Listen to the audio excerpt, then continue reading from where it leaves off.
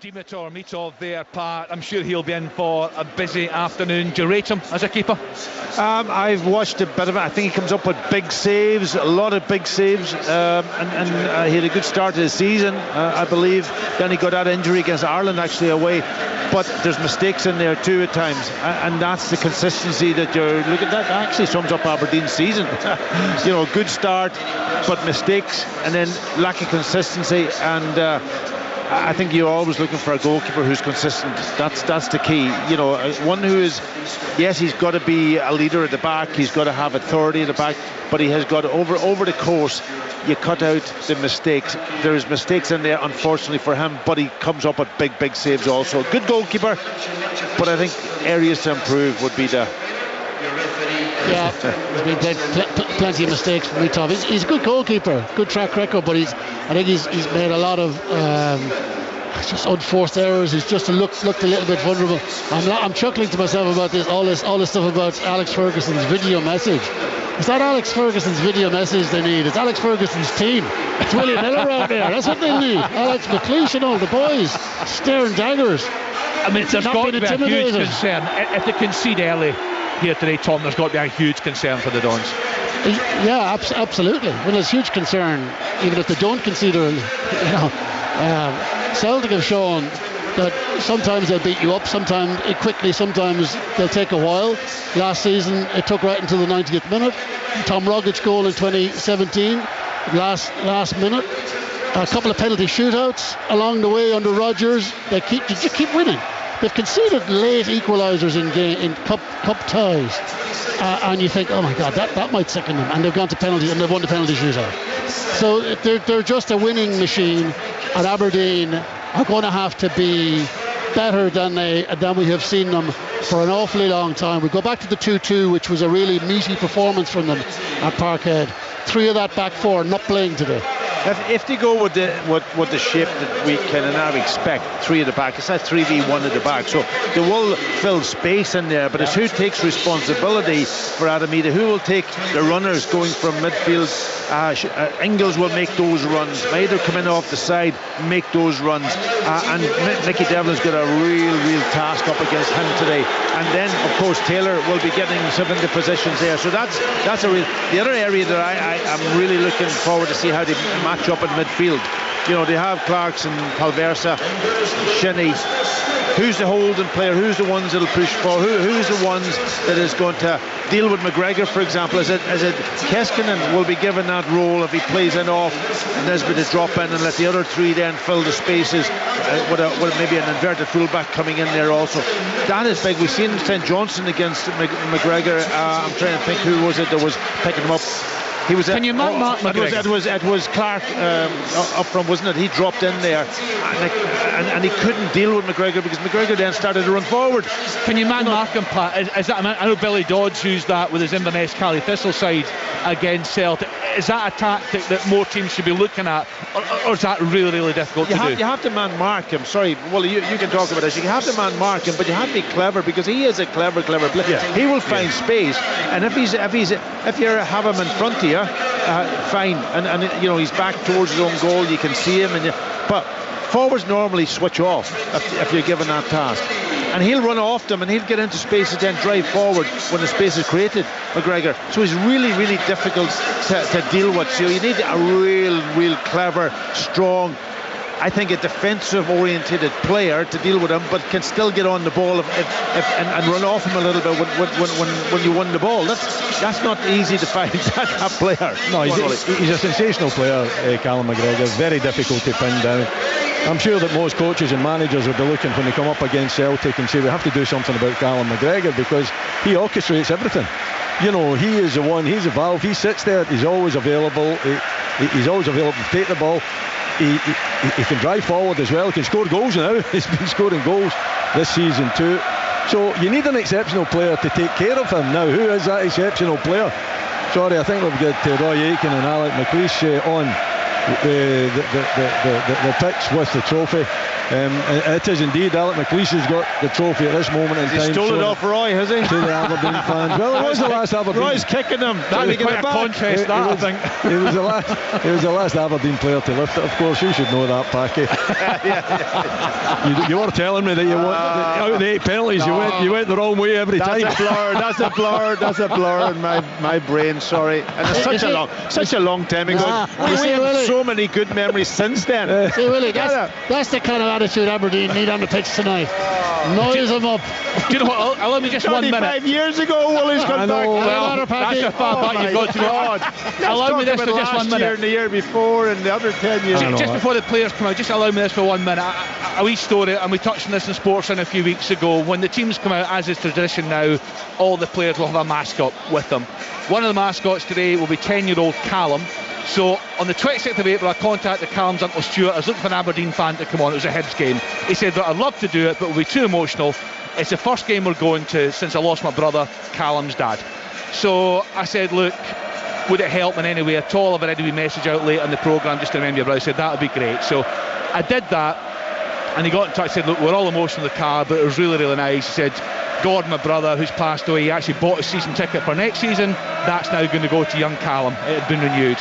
So listening to that was Dave Cormack, the Aberdeen chairman, and he got in touch. He wanted me to put him in touch with the family, and as a result of that, he's got young Callum, 10 years old. It'll be an emotional day for all the family, but walking out with one of the Aberdeen players here today, Tom, on a very special occasion. And I think often football clubs and fans get hard pressed, but I think we saw this during lockdown, Tom. We know what football clubs can do for people and for communities. Yeah, absolutely, and fair play to Dave Cormack, fair play to Aberdeen. It's a lovely, lovely thing to do. They're looking after their own, and it's a kind of very emotional story, and it's going to be a very emotional day for the family. And you're right, Kenny, we've a lot of negativity around the game and fan behaviour and all the rest of it. The power of good the football clubs can do and have done and will continue to do is huge, especially for young fans. This boy's day is going to be pretty special. I think no matter what happens, you'd hope that these teams really turn up for him. But I think this is a moment he's never ever going to forget.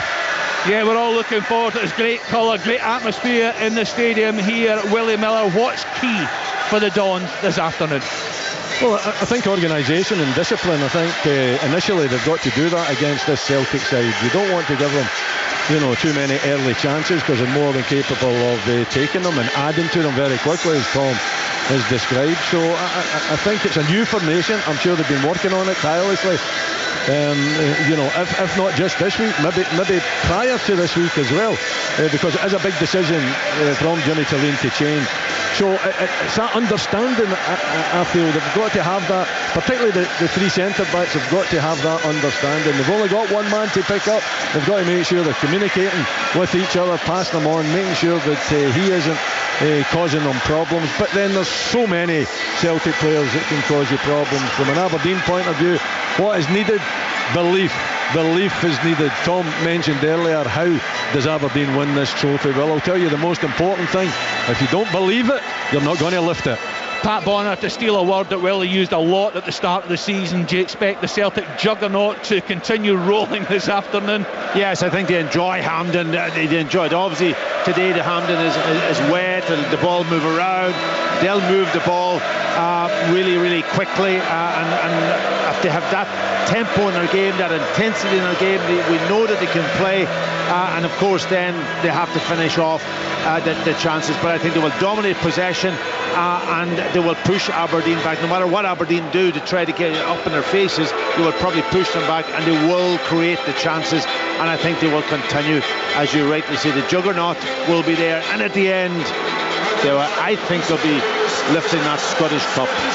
It's an amazing atmosphere inside here, Tom English. The players have just come out and see the Celtic supporters off the right hand side. Look, Ilkhead flags over there storming away. Afford in among the Aberdeen supporters here. The flame burners are going off as the players walk out. The key thing here is, Tom, and Willie touched on it, has Jimmy Tillane been able to make his players believe that they can do the business this afternoon? Yeah, we're about to find out. Look, they need one of the many things they need. They need controlled fury. They need legal but manic aggression. They need to be in Celtic's face Give them nothing easy, and then see how it goes. But if they don't have those things, they're doomed. Well, it's a big afternoon ahead. All the coverage right here on Sports Sound on BBC Radio Scotland. It's time now to sit back and enjoy the action. It's Aberdeen against Celtic in the Scottish Cup final with Willie Miller, Pat Bonner and Alistair Lamont. Thanks very much, Kenny. A sensational atmosphere at the National Stadium. A sea of red off to our left-hand side. And likewise, the green and white hordes away to our right, and behind us, more or less a 50-50 split here this afternoon. One final effort required in this end-of-season showpiece as both Aberdeen and Celtic aim to finish the campaign on a high. Those backing an Aberdeen triumph are as rare as hen's teeth as Celtic look to clinch a third successive Scottish Cup and a seventh in 9 seasons, completing at the same time an historic 9th treble, and few are betting against them doing so. The players are just finishing going through the handshakes on the halfway line. The Celtic players just shaking the hands of the officials here this afternoon. We are approaching kick-off, and the noise and colour is a sight and sounds to behold on what we hope will be yet another fantastic game at Hampden. It was a fabulous encounter here at the semi-final stage last season when Aberdeen came from behind to force extra time and penalties, ultimately came up short. Celtic have won on their last 9 visits to Hampden since losing the 21-22 semi-final against Rangers. But as Packy said, they love a visit to Hampden, and they very rarely come out second best on these occasions as the two captains now make their way to the halfway line for the coin toss. Graham Shinnie making his 300th appearance in an Aberdeen jersey. Remember, he played his 600th club game in total earlier in the season, scoring against Queen's Park in that game. I wonder if he could possibly mark another momentous occasion by getting on the score sheet this afternoon. I'm sure he'd settle for a winner's medal regardless of the scorers. That's for Callum McGregor. A 25th trophy he can potentially lift as the Celtic captain this afternoon, which would draw him level with the legendary Bobby Lennox, who himself was overtaken recently by James Forrest, who will have a chance to add yet another winner's medal from the bench here this afternoon. And Don Robertson taking charge of this one. It's his first Scottish Cup final. He was the man in charge of that tremendous semi-final here last season between the two sides. And it will be Aberdeen all in red to kick us off here, going from left to right as we look at it from high up in the main stand here on the south side of Glasgow. Celtic in the green and white hoops, white shorts, white socks, and underway we go. And it's back with young Jack Milne, who's in the middle of that back three for Aberdeen, and let's just see how that change of formation affects things here as Aberdeen try and get on the front foot early on. Clarkson can't find a way through. Maida just knocks out of play as it comes to him on the left hand side, and it will be an Aberdeen throw in. And first thing I notice, well, it looks like actually Jensen is playing on the right of the five, if you like, and Nicky Devlin will play as a left wing back. Yes, indeed, which is a little bit of a surprise, I must admit. Jensen has played in that left back area before. I don't think I've seen Nicky Devlin play in a left wing back, both of them. I don't think I've seen Nicky Devlin playing in that area before, but that's what Jimmy Tillina's went with.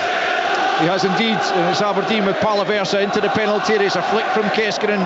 Jensen won't get there, and across comes Scales to clear as far as Palaversa, who's then lost out to Paulo Bernardo. He's taken him out, and it will be a free kick to Celtic inside their own half, midway inside their own half on the left-hand side. We're playing a minute here at the National Stadium. It is Aberdeen 0, Celtic 0, and the early thoughts of Packy Bonner, the birthday boy, I gather. Oh my word, don't remind me. Getting too old to be reminded of that. But anyway, listen, get back to the football. I just wonder whether Jansen's been put out here on Maeda. He might be able to handle him better with maybe Mickey Devlin not been playing that much football, and that, so he might be just protect him a little bit. But no, listen, as we thought that Aberdeen set up 3 at the back with 5 across, 3 in midfield, and Keskinen up supporting Nesbitt up top. Celtic playing exactly how we think.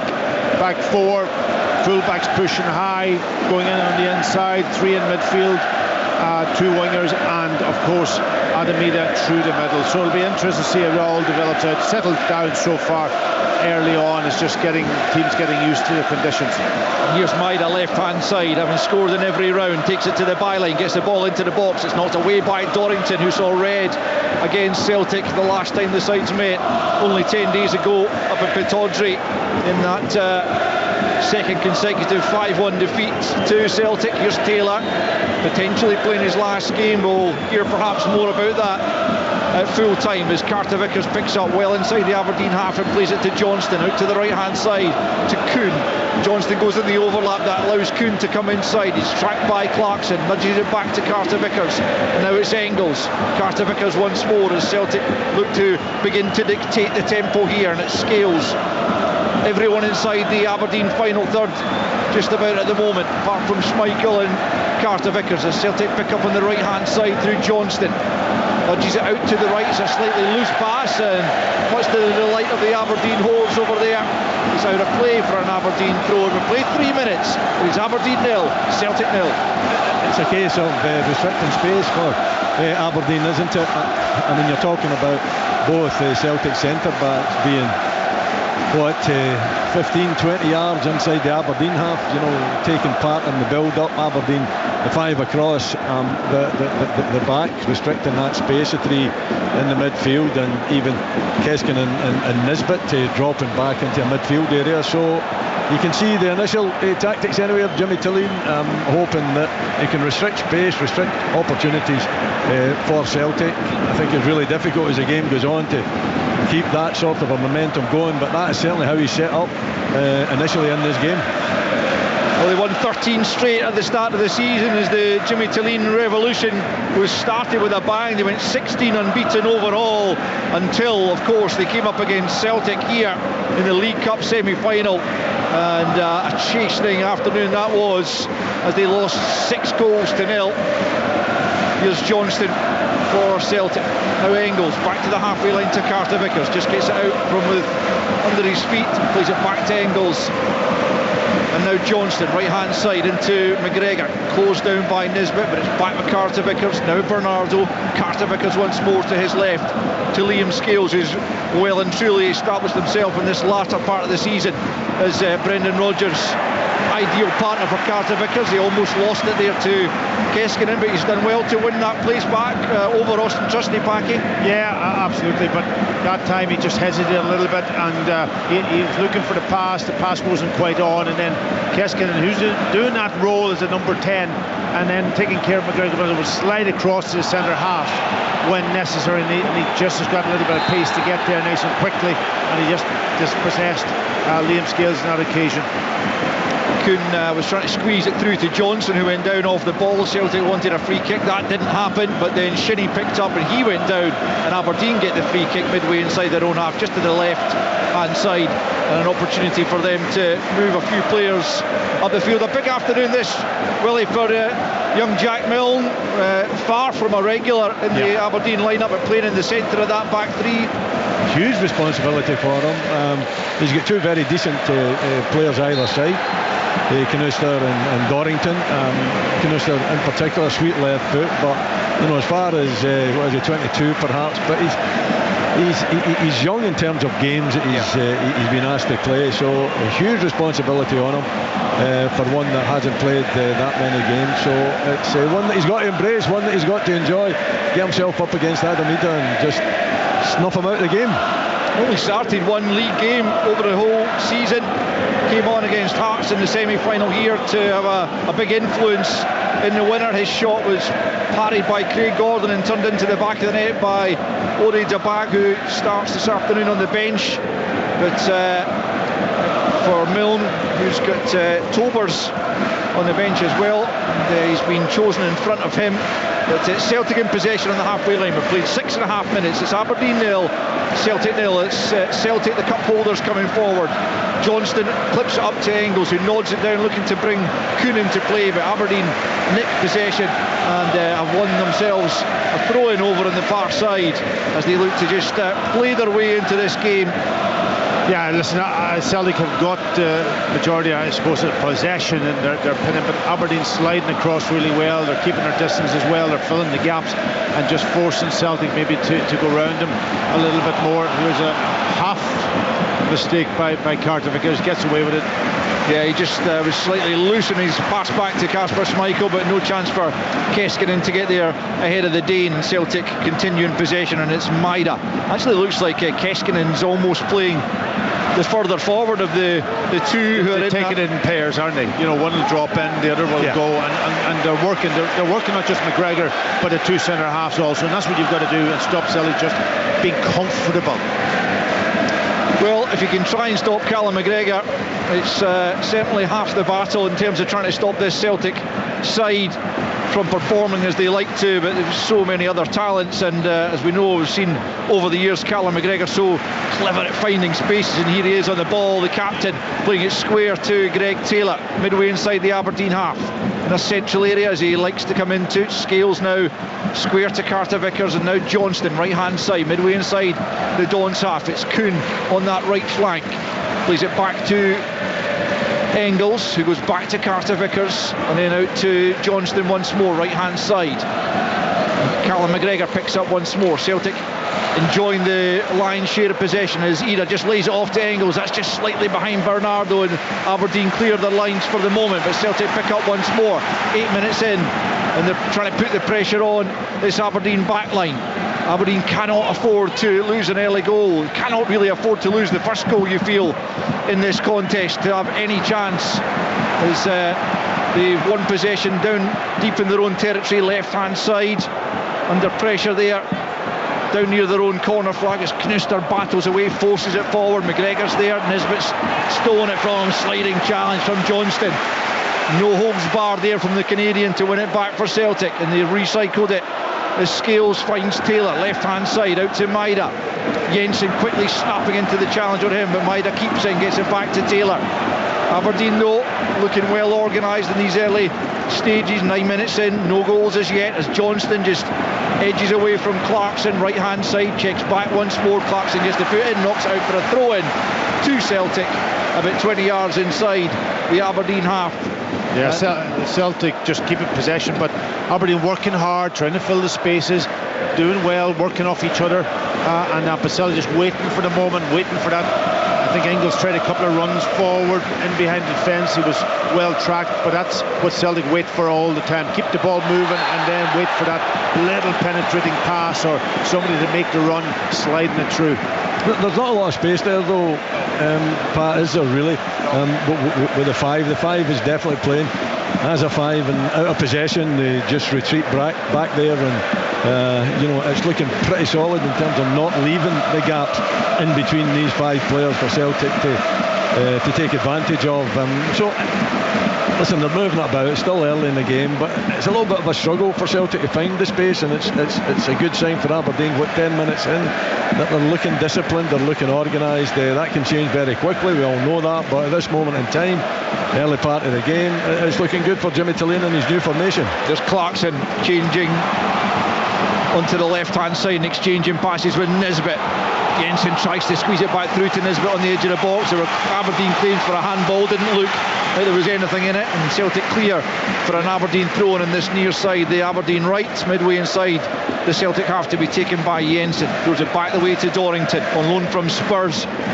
We'll go back to Europa League winning side under the former Celtic manager Ange Postecoglou, as McGregor puts serious pressure on Graham Shinnie there. Too much pressure in the end for the referee's liking. He bundles him to the ground, and Aberdeen will have a free kick. But certainly with Shinnie playing in that midfield again, Willie, I mean, there are questions. He hasn't really played in that position all that much of late. Yeah, I mean, he started the season with Nielsen as well, didn't he? That was a preferred pair. He can play that role, no problem. Callum McGregor getting into the back of him and seeing Graham Shinnie going down, I would imagine that he's seen that on a number of occasions throughout a number of seasons, where Graham Shinnie definitely takes advantage of any touch in the back. But I think he just wants to, I think it was Callum McGregor just wanted to make an impression on the Aberdeen captain there. He certainly did that. I think Shinnie was clever, wasn't he? Because he had kind of stalled on the ball a little bit, and he was nearly getting caught. He just stepped across, put his body between the ball and McGregor, and went down and got his free kick. Celtic have it just inside their own half. It's Johnston, Clarkson in front of him, so he plays it to Scales, and now it's Taylor, whose contract, as I mentioned, is coming to an end at the end of this season. Certainly Brendan Rodgers saying a few weeks back they expected him, it looked like he was going to go, but Greg Taylor has pretty much kept steam about it. There's always the chance that he could sign on again, albeit Kieran Tierney coming into the club. Here's Paulo Bernardo keeping the ball in the middle of the park, and McGregor helping him out to get it to Taylor. Taylor once more gets it back from his captain, and then tries to play that lovely ball for Maida. Maida into the box. It's Jack Milne in the way. Jensen's kept it in, maybe inadvisedly. Dorrington manages to poke it out of the penalty area as Aberdeen come under serious pressure there. Kuhn's managed to turn away from Devlin, but not Knooster as he slid in. That was a little bit rash from Nicholas Kuhn on Knooster, and wonder if that'll be worth a look from Greg Aitken. The VAR just overly committed, I would say, from Kuhn there, albeit you would expect him to go in for that 50-50. 13 minutes in, Aberdeen 0, Celtic 0. Yeah, I think it was a follow through really with his other leg that caught the defender, and yeah, just a strong talking to at this point in the game, I would think, from the referee, and that's what's happened. But that was the first time. That was the first time they played down this left-hand side, and they played that ball in behind Jensen for the pace of Maeda, and he got in. You could see him getting away quickly, and they were just waiting for that moment. Most of the play in this early stages has been down the right-hand side, and Maeda hasn't been involved, but that was the one moment that he got in behind. It was caught out, Jensen, there's no doubt about that. Ball watching, you know, when the real threat is in behind them, it's always a real threat is in behind them when the opposition's on possession and that sort of a situation, and I needed a better ball into the box. So back I thought from Maeda, I thought it was a rather weak cross into the box. It was easily dealt with by Dorrington, who took up that near post position.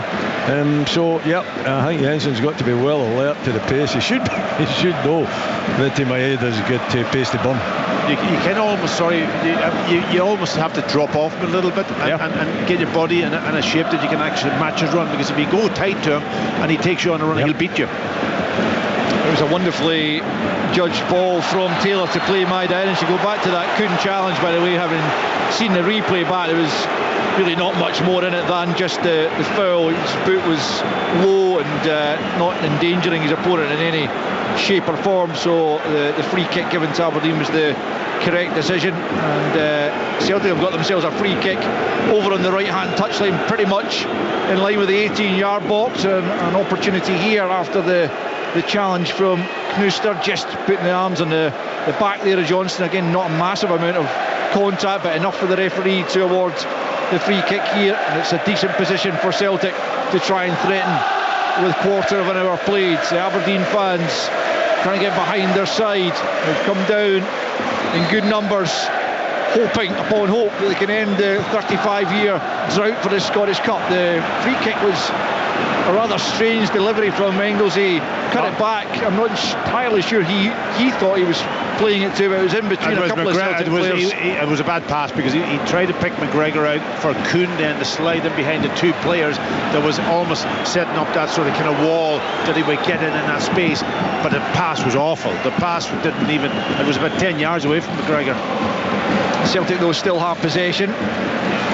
It's Scales on the edge of the centre circle, out to Taylor, back to Scales it goes, the Irish centre back into McGregor, and now Carter Vickers.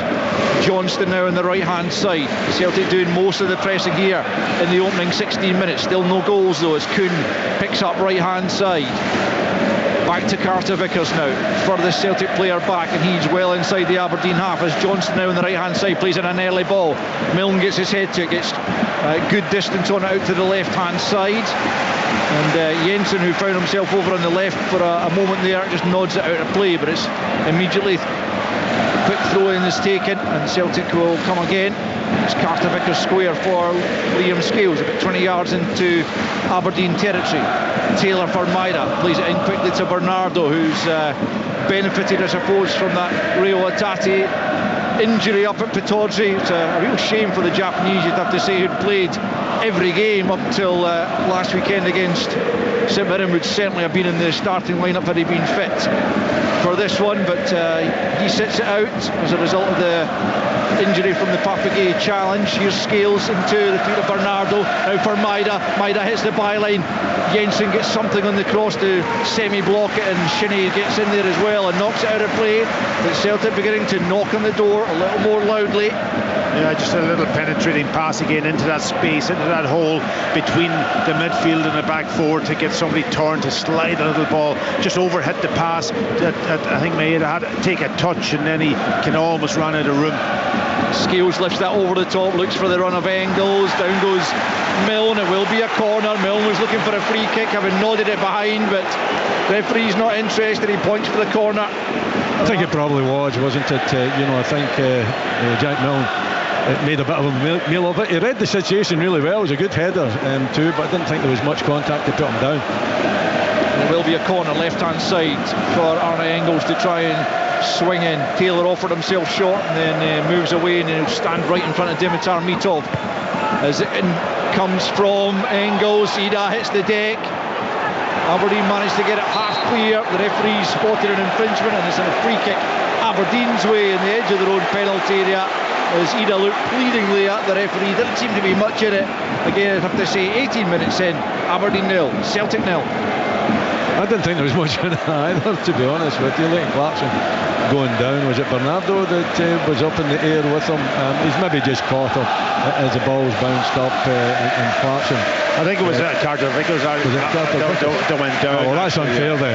Yeah. He's too big for Leighton Clarkson. He had his arms and body kind of blocking him. I don't think he pulled them down in any shape or form. So yeah, I think the referee was right to that one go. Yeah, Milne on Carter Vickers was the challenge that was proving potentially questionable, but it's quickly dismissed, and Aberdeen have got a throw in down in front of us, about 15 yards inside the Celtic half, just in front of Brendan Rodgers' technical area. Is demanding that Dyson Maida comes up to close down the throw in back the way. That's where it goes, and Maida eventually makes the run, and it's gone back to Milne and then to Mitov just outside his own penalty area. The Bulgarian goalkeeper, left-footed, hoists it long, but there's no real direction there. But Scales' header almost allowed Aberdeen in for a moment, but Celtic keep it, and Maida nods it back to Taylor, and now it's Bernardo, the Portuguese midfielder, clipping it forward. Maida hadn't made that run. It wasn't a bad ball as such, but Maida just hadn't made, for once, the run beyond the defender, and it's drifted out for a goal kick to Aberdeen. We've played almost 20 minutes here at the National Stadium, and it remains Aberdeen 0, Celtic 0. Yeah, you're right. It was a decent ball. It was played in over the top, but I think he had went to go first and then sort of came off the trot a little bit and lost his relationship with Bernardo when he played the ball. And but it gives possession back to Aberdeen. Aberdeen will be very happy. Listen, 20 minutes gone. Yep. They have stopped Celtic from maybe creating anything really in around their goal. Here's Bernardo looking to play it through for Ida. It was cut out. Aberdeen still on the defensive here. It's Maida nodding it down to Bernardo, edge of the box, gets turned, tries to get the shot in. Milne, and then Dorrington in the way. Dorrington just hooks out to this right hand side. Jensen will keep it in. He's quickly closed down though by Taylor. Ida steps across and gets it to McGregor. Dorrington and Jensen getting themselves in a fankle and giving the ball away as Johnston just nudges it back to Kuhn clips it into the area. Maida knows it across the 6-yard box. Out comes Mitov to gather, and Aberdeen survived. 21 on the clock, and still it's goalless, but Aberdeen just beginning to live dangerously at times at the back. I think you've got to expect that. You know, I think Aberdeen would be more than happy if Celtic just play in front of them, but they're now beginning to find the little pockets of space, and they're beginning to dink balls into the box as well. The good thing from an Aberdeen point of view is that they've got plenty of bodies in there. You know, they've got the 3 central defenders, and the 2 wing backs are popping in to help at the same time. So from that point of view, I think that Celtic will be a bit more happier. I think Brendan Rodgers will be a bit more happier because they've been more positive with the passes forward. Because if you just play in front of a team that's got the 5 at the back and the 3 and it's sitting in the midfield, and the 2 strikers as well coming back, then you're not going to disrupt them.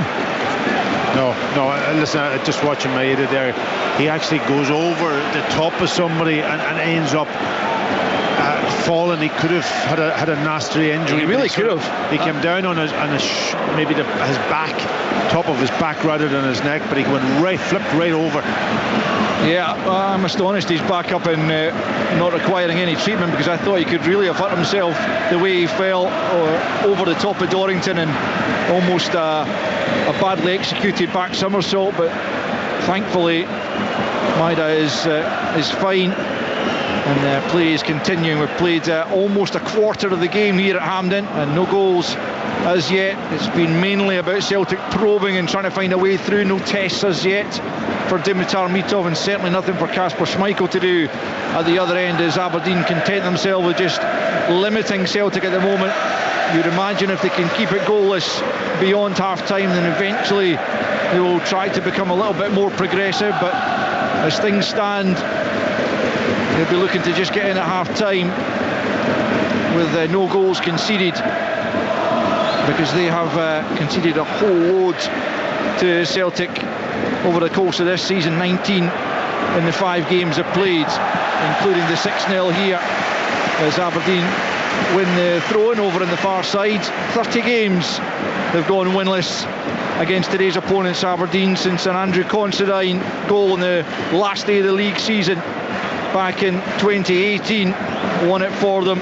Drawn 6 since then, lost 24. It is not a record that they are particularly proud of, and it's one they would love to end over the course of the next hour and a bit, as Carter Vickers gets his head to the ball and nods it down the right hand side. It's out for another Aberdeen throw-in over on that far side. The Aberdeen left, midway inside their own half. Yeah, Celtic just need, if they're going to penetrate this Aberdeen defence, they need up to intensity a wee bit of their passing and their movement just slightly. Another 5%, just take a little bit more risk in the forward positions, and then they will create the opportunities. It's too easy for Aberdeen to defend just now. That's all I would suggest. Celtic have got all the possession, but not really doing a great deal with it. And I think that you need kind of a more just direct play. Aki, you know, I don't think it has to be particularly pretty, but it's all careful at the moment. It's careful, keeping the ball, knocking it around, but what's happening here? I've got a stoppage here because there's a flare of sorts has been thrown on from the Aberdeen end, and it's down. It's not on the pitch, but it's very close to the corner flag, and so a steward's going to have to sort that out, and referee Don Robertson stopping the game while that happens, and we'll soon be back underway. But Aberdeen will be pretty content, certainly. I mean, you imagine they've pretty much achieved what they've set out to in this opening 25 minutes. Yeah, I mean, that's a game plan, isn't it? That's what Jimmy Tillene has set his team out to do. But at some point they'll need a threat going forward, I would suggest. And they don't have that threat to going forward, and it's just all too easy for Celtic. Yeah, here's an opportunity. It's Bernardo inside the box. Jack Milne started his game well, and he makes a good block there, playing almost as the sweeper in that back three, and he knocks the ball behind for another Celtic corner, but it could have been worse as Bernardo picked up a good position on the right hand side of the penalty area. Remember, it was his shot here in the final minute. Last year it was spilled by Jack Butland for a gleeful Adam Ida to poke home the winner. And here's the Corner kick on that far side to be taken by Nicholas Kuhn, left-footed in swinger. Jensen gets his head to the near post, a good clearing header, and McGregor will go back and retrieve it. And now Johnston will take no chances as Leighton Clarkson closed him down. He turns it back to Kasper Schmeichel, who said, as I say, precious little to do. Won the FA Cup under Brendan Rodgers a few years back. And Celtic have it once more, this time just inside their own half. It's Carter Vickers picking up possession. Started last season's final, having missed the previous year against Cali Thistle. Engels just leaves it to McGregor, and now it's Carter Vickers. Again, Carter Vickers in scales well into that Aberdeen half as Celtic look to try and make inroads, and Kuhn's won another corner over on the far side.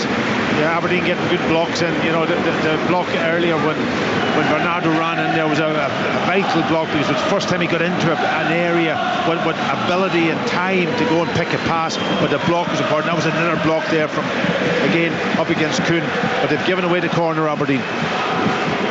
Which Kuhn will take once more, right hand side, left footed, comes in from the German, it's an in swinger. Mitov gets a good fist to it, it's out of the penalty area, claims for a handball against McGregor, but Luke came off his chest, and now it's Kuhn, sends it back into a dangerous area. Good header from Dorrington. Engels can't get there before Shinnie, and he helps it away, because that was dangerous once again. Aberdeen will pick up possession in the right back position. It's Dorrington, closed down by Maida, gets it forward to Clarkson, he nudges it on. Keskinen's offside, the flag goes up, and Celtic will have a free kick 10 yards inside their own half. 27 played. You listen to Sports Sound on BBC Radio Scotland, where it is the Scottish Cup final, and it's Aberdeen 0, Celtic 0, and Celtic come forward again down that right hand side, and it's Kuhn cutting in off the right flank on the left foot, plays it square here to Greg Taylor. Taylor lines one up from distance, just over the top from Greg Taylor from 22 yards. That was travelling. Mitov flew to his left, couldn't get anything on it, but fortunately for him, it's maybe half a yard over, and it's still Aberdeen 0, Celtic 0. Yeah, Greg Taylor finding space inside left position, about 25 yards out, and takes it. I would like to see him do more of that, actually. He gets into great positions there, but at time, no doubt in his mind, and he goes for the strike, and it's about 3 or 4 inches over the crossbar. I thought the goalkeeper might have got a little touch on it, but the goal kick is given. But good effort from Craig Taylor. I think when you get opportunities like that, then you've got to take them. You've got to be prepared to take them on, because Aberdeen are making it really difficult. Space isn't there, so the space actually opened up for Greg Taylor, some 20 odd yards out, 22, 23 yards out. They take it on, hit the strike. He's unfortunate, just flew over the bar, but I think if it was under, I think Mitov would have got a hand to it back here. I think he would have managed to get a good hand onto it as well. Yeah, he got the equaliser in the League Cup final earlier in the season, Greg Taylor, having been at fault for the Rangers opener, but redeemed himself. Celtic came back to win that one, looking to complete the treble, of course, over the course of this afternoon, as Kuhn plays it infield to Bernardo. Now Engels back to Kuhn once more, midway inside the Aberdeen half, just right of centre. Now it's McGregor going to take the initiative here into the feet of Ida, who hasn't seen much of the ball, and he can't hold on to it there either.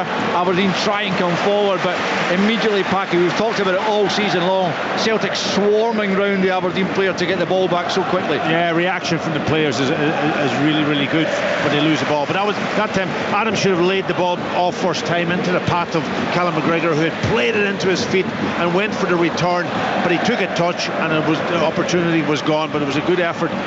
Here's Taylor at the angle of the box, left hand side. Now McGregor just dinks it into the box, but out comes Mitov to gather that one before any Celtic player can latch on to it. We've played almost half an hour, still no goals at Hampden between Aberdeen, who finished 5th in the Premiership, against the champions once again, Celtic. A 4th straight title for them, a 13th in 14 seasons. Their dominance of Scottish football in the last decade and a half has been quite something, and they're looking to continue that here.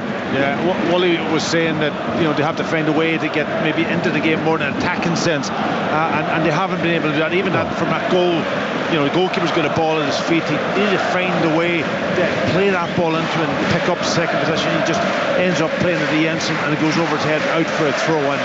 No, they don't have a target man. They don't have a number 9 that's big and strong. So Kevin Nisbet not be the one. Yeah, up to a point. Here comes Celtic. Bernardo won't catch that though, and it's out for a Aberdeen goal kick just beyond that half-hour mark, and Aberdeen continuing to stand firm in the face of pretty persistent Celtic pressure, albeit it's not been overly clinical, you would have to say, from Celtic.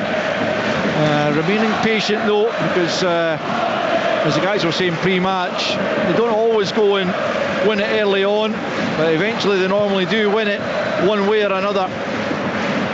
As Mitov blasts it long over the halfway line, won by Carter Vickers. Then McGregor gets his head to it. Knuster nods it forwards.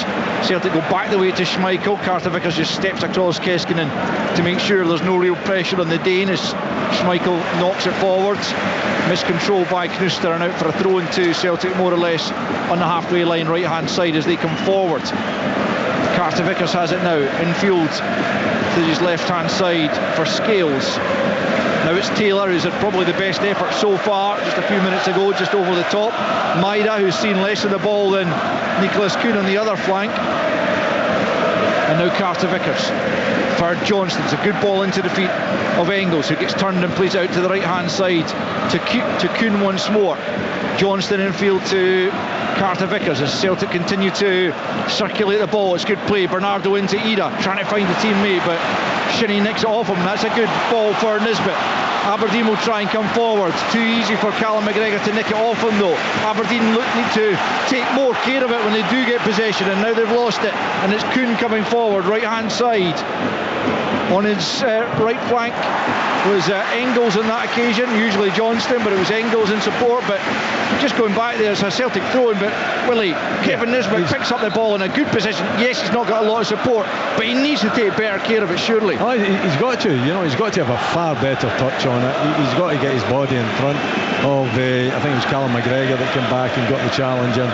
And it's a great opportunity for Aberdeen to spring, and he's got Keskinen up with him as well. Callum McGregor looks as though he's struggling a little bit out there. He's up, he's walking, perhaps he's okay, but I think that challenge has taken a little bit out of him, maybe overstretched perhaps. Don't think there was much contact, but he seems okay. No, the first reaction was to get back and put his tackle in, and I think he's maybe got a bang on the hip. He was pointing to his hip, I think, but I watched on the monitor here, but he's a critical player for them, of course. Here comes Celtic once more. Bernardo though can't wriggle through between Dorrington and Palaversa. Dorrington tries to bring it forward, runs it out of play in front of his manager, the Swede Jimmy Thelin, who would absolutely love, of course, to cap his first season in charge here with a trophy that would almost immediately grant him legendary status in the city, you would imagine, given the length of time it's been, 35 years as we've been discussing and hearing about since that victory over Celtic in 1990 on penalty. Such a dramatic game. That one finished 0-0 as Maida picks up here, tries to make inroads into the Aberdeen half. Again it's Milno sweeping up. Here come Aberdeen. It's right hand side, and it's Jensen. Plays it back to Palaversa. It's a really poor ball from Palaversa, straight to Bernardo when he had the opportunity to try and lift it into the box. And Aberdeen, you'd have to say, they've been good defensively, well organised, but in possession of the ball they've been really too careless. And now it's Kuhn as Aberdeen are on the back foot again, but a good challenge from Knuster. Cross comes Maida to try and help win it back. Knuster going down a bit of a cul-de-sac there at the moment, just tries to play it up the left flank. He's presented it straight to Johnston. 10 minutes left in the first period, still 0-0 as McGregor looks to have shaken off the knock he took just a moment ago. He plays it out to the right hand side to Kuhn once more, coming in towards the penalty area, just nudges it back to McGregor again. Now Johnston in a bit of space. Can he get the cross in? Swings it way too long. Johnston's quality is usually so good from that side, but he's put way too much on that, just trying to whip it in, but it comes all the way through for a throw into Aberdeen on this near side. 35 on the clock. Aberdeen 0, Celtic 0. Yeah, and listen, he got into a great position to put that cross, and he had 3-4 players in the box, especially Adamida, Maeda, Engels, all getting in there at the back post, just overhits it, and a bit sloppy from him. It's got to be better. It's got to be better. Like, it hasn't it? Yeah. I mean, you're really talking about a glaring opportunity, and to be honest, Celtic haven't had too many of them. They haven't had the opportunity and space to pick out someone in the middle from a decent cross. So a little bit scrappy now. Strong challenge here by Devlin, the assistant, who was a yard away from it, flags to say that was a free kick rather than just a throw in. I think the referee, is he overruling him? Looks like he's given a throw in, yeah. I'm sure the assistant was flagging as if that was a foul by Devlin, but it's just a throw in taken by Celtic. Yeah, but Kuhn picked the ball up really quickly and then stopped. He could have easily given the ball to Johnston, and they were in a good position to create something down that right hand side, but he took the intensity out. Brendan talked about intensity before the game. Celtic have definitely got to up that intensity a little bit more. There are lots of the ball, passing it, keeping it, but just a little bit more, especially off the ball. Your Scales out to the left hand side, almost in line with the penalty area to Taylor. Another clever ball from Taylor. He finds Engels plays it off an Aberdeen player and behind for another corner. I mean, it's probably not quite the time to discuss this at length, Packy, but Greg Taylor has been such a good player for Celtic, and losing him for nothing, if that's what happens, is going to be a real blow to them. It's a poor delivery there from Engels. Nisbet trying to see out of play. Eventually, though, he keeps it in because he's under pressure and plays it forward to Dorrington. I think that is over on the left hand side. A brilliant run for Dorrington down the left into the Celtic half. He's still got possession, surrounded by Celtic players, tries to dig out the pass. Scales gets it clear, only as far as Palaversa. Brilliant stuff from Dorrington, you'd have to say. Now it's Devlin over on the right hand side for a moment. Scales gets his head to it just inside the penalty area. Bernardo helps it on, and then Dorrington once more out to the left hand side to Knuster. Knuster helps it forward. Clarkson will go and give chase. Johnston with his back to goal plays it back to Schmeichel, takes a touch and then flights it out to the left hand side. Taylor under pressure. Another terrific first time ball, releases Engels forward. Engels up to the halfway line, looking for an option, just plays it off Palaversa and out for a throw in to Celtic. But Aberdeen's first 40 upfield, really. Yeah, and the players were up then, Willie, yep. and Celtic got the ball, and it was slowed it down. Engels just slowed it down. It opened up, and all the space was down the right hand side. What bodies there to go and counter attack? Aberdeen was.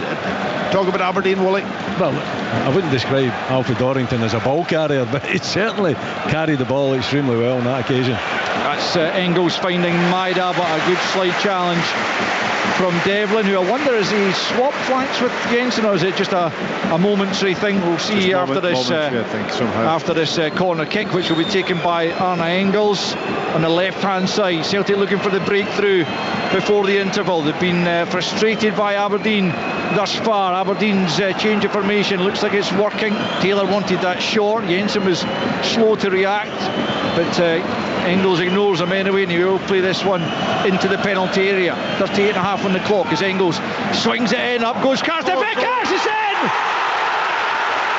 Celtic take the lead in the Scottish Cup final. It creeps into the far post. Carter Vickers won a header. Did it take another touch on its way in? Nicholas Kuhn celebrated there with Cameron Carter Vickers. It might just have come off the inside of the post, but either way, Celtic have the breakthrough. 39 minutes in, it's Aberdeen 0, Celtic 1. It just looks like he used his body strength. Carter Vickers, he was man-marked. It was right in the heart of the goal, right on the 6-yard box, and he's able then to just out-muscle. I'm just seeing who was picking him up, and he just gets his head. I think it's Jack Milne here. Yeah, he just holds him off. I think it might have come off. I'm trying to see it again. We'll see a better angle here. Came off the defender, I think. It does. I think, I'm not sure it's one of the other central defenders, but it's Jack Milne that's got a hold of him just now. I think it comes off Dorrington's shoulder. Yeah. So it's a little flick on from Carter Vickers. He beats Jack Milne in the air. And as Alfie Dorrington's coming out, it comes off his shoulder and ends up in the back of the net.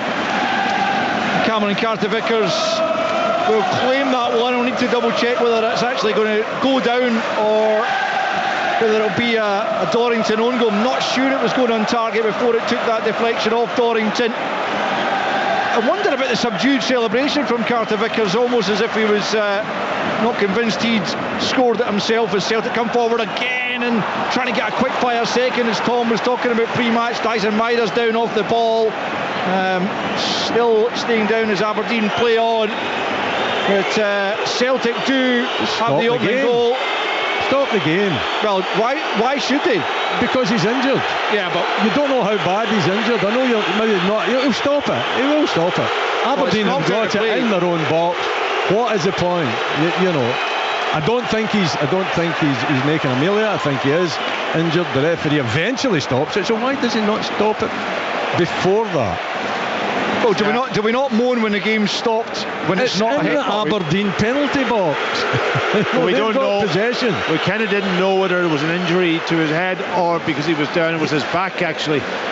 He's come in and I'm just looking at it. Let's get a knee into the lower back from was it Dorrington into his back, and that is a throw in, Willie, when they get it. My point. Your point. I know exactly. Aberdeen have got it with the goalkeeper. You know, it's a perfect time actually just to stop it and allow. I'm with you if it's at the other end. Yeah. You know, Aberdeen have got an attack on, then I'm with you there. But I don't think in that he's got to take. And eventually he does make his mind up to blow the whistle anyway.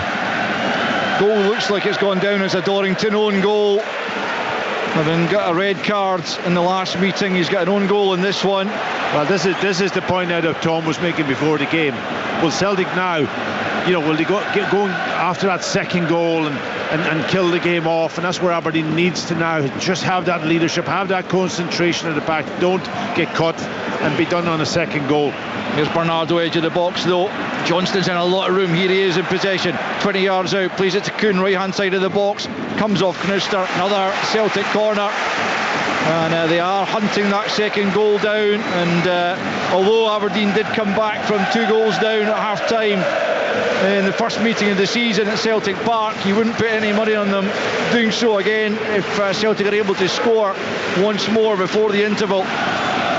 But they do have that 1 goal lead. Alfie Dorrington own goal. Cameron Carter-Vickers heavily involved with winning the header 6 yards out, and looking to do something similar here as Kuhn flights this one back post. It's Eder looking to get it. It's Dorrington who gets the crucial touch that time to flick it behind once more, and it's another corner kick on this left hand side this time to Celtic. We've got a couple of minutes left, plus around a minute as things stand of added on time, and Celtic leading by a goal to nil. Engels preparing to take the corner kick. It was his delivery, as so often this season since coming in, the Belgian, so often on the money. And Cameron Carter-Vickers once more, among others, looking to cause some more problems inside that Aberdeen 6-yard box. Here it comes, right-footed from Engels, again into the 6-yard box. Meatall gets plenty on that. Carter-Vickers was up, and Clarkson's won it over on the left hand side, plays it forward early, looking for Keskinen. Johnson's there first, now it's Jensen trying to make something of it. He's bundled down. Cameron Carter-Vickers wins it in the centre of the park, and he's going to go in the book there. I thought that was a fair enough challenge, but a great challenge. Yeah, Don Robertson disagrees. That was a great challenge. A bit untidy out there as the players come together. It looked to be a clean challenge from Carter-Vickers, but Don Robertson's going to put him in the book. So I thought that was a really good challenge in the middle of the pitch. You know, one that you would be proud of. It looked it, didn't it? You know, it was a sliding challenge. I think the referee was in, 2 minds earlier to give a free kick, and I think in that occasion he just wanted to stop the game. He went and booked him. Well, you know, which Shinnie's getting a yellow card as well. So I think Shinnie was up to Carter-Vickers, and there was a little bit of to and froing. Yeah, Shinnie's getting it, and Carter-Vickers is getting it. He was booked for the tackle. Oh, he showed him again. Carter-Vickers definitely booked for the challenge. Shinnie for confronting him, trying to get the ball. That's a good challenge. Great challenge. Gets the ball. The referee get the player. I know. There's very little contact. So as Aberdeen ultimately get a free kick out of that in the centre circle. It was a relatively promising break. Carter-Vickers intervened and picks up a yellow card for his troubles. Aberdeen have played it short. It's going to be 2 minutes added on, as it turns out, as Aberdeen get it into the penalty area. They win the header, but safely, as far as Celtic are concerned, into the arms of Kasper Schmeichel, and we're into those 2 minutes of added on time now. Dorrington stayed down, having won that header at the edge of the box, and Celtic just knock it out of play. And it's the Celtic fans who are in jubilant moods heading into half-time, with their side leading by a goal to nil. Such a vital time to get a goal to. You know, we keep saying about it all season. We keep saying that period just before half-time is crucial. Change the whole dynamic of a team talk, everything, Willie. And it's a set piece, isn't it? And Aberdeen have not been great at defending set pieces this season. And you know, it's not as if Celtic are a team of giants either. In fact, you know, Carter Vickers is not 6 foot plus. Is he touching on 6 foot perhaps? But you know, it really wasn't his height, Mackie, it was his strength, wasn't it? It was his body mass coming up against Jack Milne that won it, and it was a little flick on. And unfortunately for Dorrington, who's done well, it's come off his show. He didn't know anything about it, couldn't do much about it either. He's down just now. Is it Dorrington that's down as well? His shoulder seems to be a problem. So you know, Jimmy Tulane could have a problem, but he's got Christos Tobers on the bench who could come on and play in the same position, so he does have cover for him if he wants to keep the shape the same, and if the injury is that severe, he's okay, I think. Yeah, they'll certainly get him to half-time, I think, and have another look at him in the dressing room. But we've just seen a rerun of the goal. There's nothing Dorrington could have done about that, but Carter Vickers, yes, it's his strength, but it's his spring as well, isn't it? He gets up so well, just dominated Jack Milne in the air there, and he goes in off the post in the end, and Celtic have the advantage. We're into a third minute of added on time, as that delay there for treatment to Dorrington is going to mean another minute and a half of stoppage time to be played. Aberdeen have given the ball back to Celtic, who knocked it out for Dorrington to receive treatment, and we're back underway. A minute to play then of stoppage time, with Celtic leading in the Scottish Cup final by a goal to nil, looking to claim yet another Scottish Cup, 43rd it would be if they lift the trophy this afternoon and stay in possession. They've dominated the first half without overly troubling Mitov, but crucially they've got the breakthrough, and they're looking for a second here before the half-time whistle goes. It's Taylor midway inside the Aberdeen half, back to Scales and square to Carter Vickers. We've got the opener in the League Cup semi-final, the League Cup semi against Aberdeen in the 6-0, and heavily involved in that opening goal here this afternoon as Taylor plays it infield to McGregor, quickly closed down by Nisbet, but pops it off to Taylor and then gets it back once more on the left hand side. Celtic just content to keep possession here in the final few seconds of the first period. Engels back the way to Carter Vickers, and there is the half-time whistle, bringing an end to a hard-fought first period in which Aberdeen spent most of it defending in their final third. Greg Taylor with an effort over the bar from about 25 yards after 28 minutes was Celtic's best effort until 6 minutes before the interval, when Arne Engels from the left hand side swung in the corner. Cameron Carter Vickers climbed highest, headed it goalwards. It came off Alfie Dorrington and deflected in off the inside of the post beyond Mitov into the back of the net to give Celtic the half-time lead. And so at Hampden in this Scottish Cup final, it stands at the interval: Aberdeen 0, Celtic 1. Aberdeen versus Celtic, the Scottish Cup final on Sportsound on BBC Radio Scotland. BBC Radio Scotland is celebrating a summer of live music. We're giving you the chance to win tickets to the biggest gigs and festivals across the season. Live in 2025 begins on afternoons, where you could be playing for a pair of Golden Circle tickets to see Robbie Williams at Murrayfield on Saturday the 31st of May.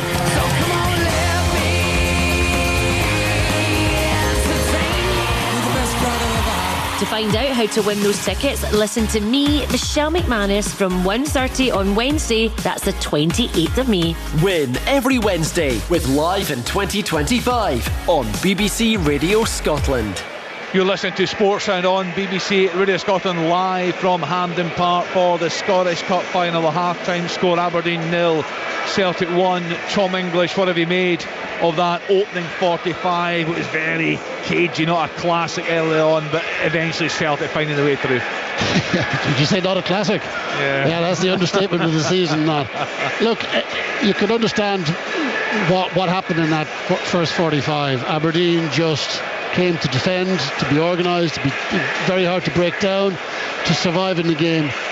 And you know, they might take a bit of criticism for that from Celtic people, but when you've lost 5-1, 5-1, 6-0, what are you supposed to do? You open up, you're going to get destroyed. So that was the only way they were going to try and pull off something. It hasn't. Well, it worked for the large part. The only goal that Celtic got was an own goal from a corner, which Aberdeen shouldn't be giving away. I know it was unlucky off Darrington, but Celtic have had they haven't forced Mitov into any saves. They haven't had really any other chances. Greg Taylor shot from distance and flew over the crossbar. That's kind of it. So Aberdeen have done their job. They've just got a bit unlucky off a corner with the Darrington own goal. The problem that they have now, as the boys are saying, is they have to come out a little bit. Eventually they're going to have to come out a little bit, put a bit of risk into the game, and Celtic are lying in wait for them. Celtic, they just gobble that stuff up, and they're just waiting for them. It's been a difficult half for Celtic, but they'll be thrilled because Aberdeen have everybody behind the ball and Celtic still have the lead. Yeah, he's quite right, isn't he, Pat? Tom saying there that they'll be delighted with the half-time scoreline, obviously, but quite a lacklustre first half performance from Celtic. Yeah, it looked very careful, safe, keeping the ball, passing it, moving it, waiting for the moment to get in behind. That's difficult, as Wooly described in the commentary. Difficult, no space really, and Aberdeen filled those spaces. Obviously having that extra player in the back line, and they've dealt with it most of the time. But now, and as Tom rightly says, they have to change if they're going to win. It's a cup final, so you have to try to win the game too. You can't just defend and hope to get away with it. You've got to change. Now they can flip back into their old formation, Aberdeen, maybe a 1-4-4-2 or a 1-4-3-3. They've got, I'm looking at the bench, they've got Papagia, they've got Daba, they've got Morris that changes. So they could change that to see can they take the game to Celtic. But if this game keeps going the same way, I think that Celtic will probably end up scoring another goal. When teams are getting tired, they have the artillery in there, and that they just keep playing the same way, waiting for the moment. Yes, I think the intensity could go up from Celtic. I think Brendan Rodgers will say that at half-time. He will have a few words with them and say, guys, yes, we can keep the ball all day, but you need to take a little bit more risk. And if you move a little bit off the ball, move the ball a bit quicker, the chances will come as the game goes into that sort of period where you get a little bit more tired. Well, why can either of you answer me this? Like, Taylor has had a good effort. Okay, it's flown over the crossbar, but it's a good effort. Mm-hmm. Why, when they're faced with so many defenders looking at them, why don't they try that option? Because they are creating a little bit of space for a shot, but they're just not taking the shot. No, it's a fair point, and I think I'd be critical of that. Of them, you see McGregor getting into great positions at times, and he can pull the trigger. Yeah. Kuhn will come in. What does he do? He probably normally ends up passing the ball to somebody else. He might, early on in the season, he was taking those shots on, but the fullbacks getting into those positions, yes, absolutely. If it opens up and take a chance, have a go from that perspective. Do you not think that Celtic have got to try, firstly, to isolate the wing backs and get 1v1s, and then hope that Kuhn and Maeda can use their quality and their pace to actually hit the byline? They haven't done that nearly enough. They haven't isolated wing backs at all. And the other thing I would say is everything's in front of Aberdeen. There is no direct passes. What has he done? He just hardly touched the ball. Yeah. You've got a striker there, you've got a target striker there. I think what you want to be trying to do, what he does, perhaps, it's an old-fashioned phrase, but a little 1-2 or a cross, a give and a go, perhaps is what they call it now. Or, play it into Eden and then go for it again. Try to disrupt Aberdeen. This is what I'm talking about from a Celtic point of view. Yeah. I'm delighted, by the way, that Celtic are not doing that. I don't think they're disrupting Aberdeen enough. I think it's too easy for the Aberdeen 3 central defenders there. They're just sitting there. There's only one player they pick up. You've got to do something to try and disrupt well though, Willie. Yes, they're defending well, and they're getting back in position very quickly. They've been organised, Tom. They've been disciplined. They've closed the space. You haven't seen too much space in between any of the 5 defenders. The 2 wing backs have done their job. They haven't done anything going forward, Aberdeen. I mean, their 2 strikers have been anonymous. Keskinen's done nothing. Nisbet had one opportunity and he couldn't control the ball. So they haven't done anything going forward, Aberdeen, which is disappointing for me. I think they need to try to understand what they're doing, and they're trying to make it difficult for Celtic, but they've got to have some kind of a threat going. What are they trying to achieve? I haven't seen Keskinen running beyond Nisbet. I haven't seen Nisbet coming back and taking the ball in. So you need to have some kind of an option up front. Otherwise, Celtic are just going to. And the good thing from an Aberdeen point of view is Celtic are playing in front of Aberdeen. Does he stick with the shape, Willie? Does he stick with the shape until later in the game, Jimmy Tillene? At what point will he be looking to change it? Well, I think he might be reluctant to change it at half-time because, they have restricted Celtic, and Celtic haven't really put them to the sword. And I don't think Celtic have done enough, as we've just said, to disrupt the back 3. So he's probably in there thinking, well, with a bit of luck, it could be 0-0 at half-time. Going into the second half, it depends what happens. It depends if Celtic get a second, then he's got no option. He's got to do something. He's got to open up, as he did in the second half at Celtic Park when they were 2-0 down. But at this moment in time, maybe he's just thinking if we keep it going. But they haven't created anything, Kenny. That's a problem. If they had managed to get a breakaway, if Keskinen had managed to run beyond Nisbet, if Nisbet and Keskinen had managed to link up, then perhaps that would give them optimism that they do have a threat. But so far they haven't had a threat. Nothing from midfield. Palaversa had a great opportunity when it was cut back to him, gives the ball away needlessly. Shinnie hasn't really had an impact other than defensively, and Leighton Clarkson hasn't done too much either. So I think from an Aberdeen point of view, Jimmy Tillene will be happy enough with the performance and how they've restricted Celtic, but at the same time he needs more. He definitely needs more. Yeah, I agree with that, but it's the timing of that. When does he change?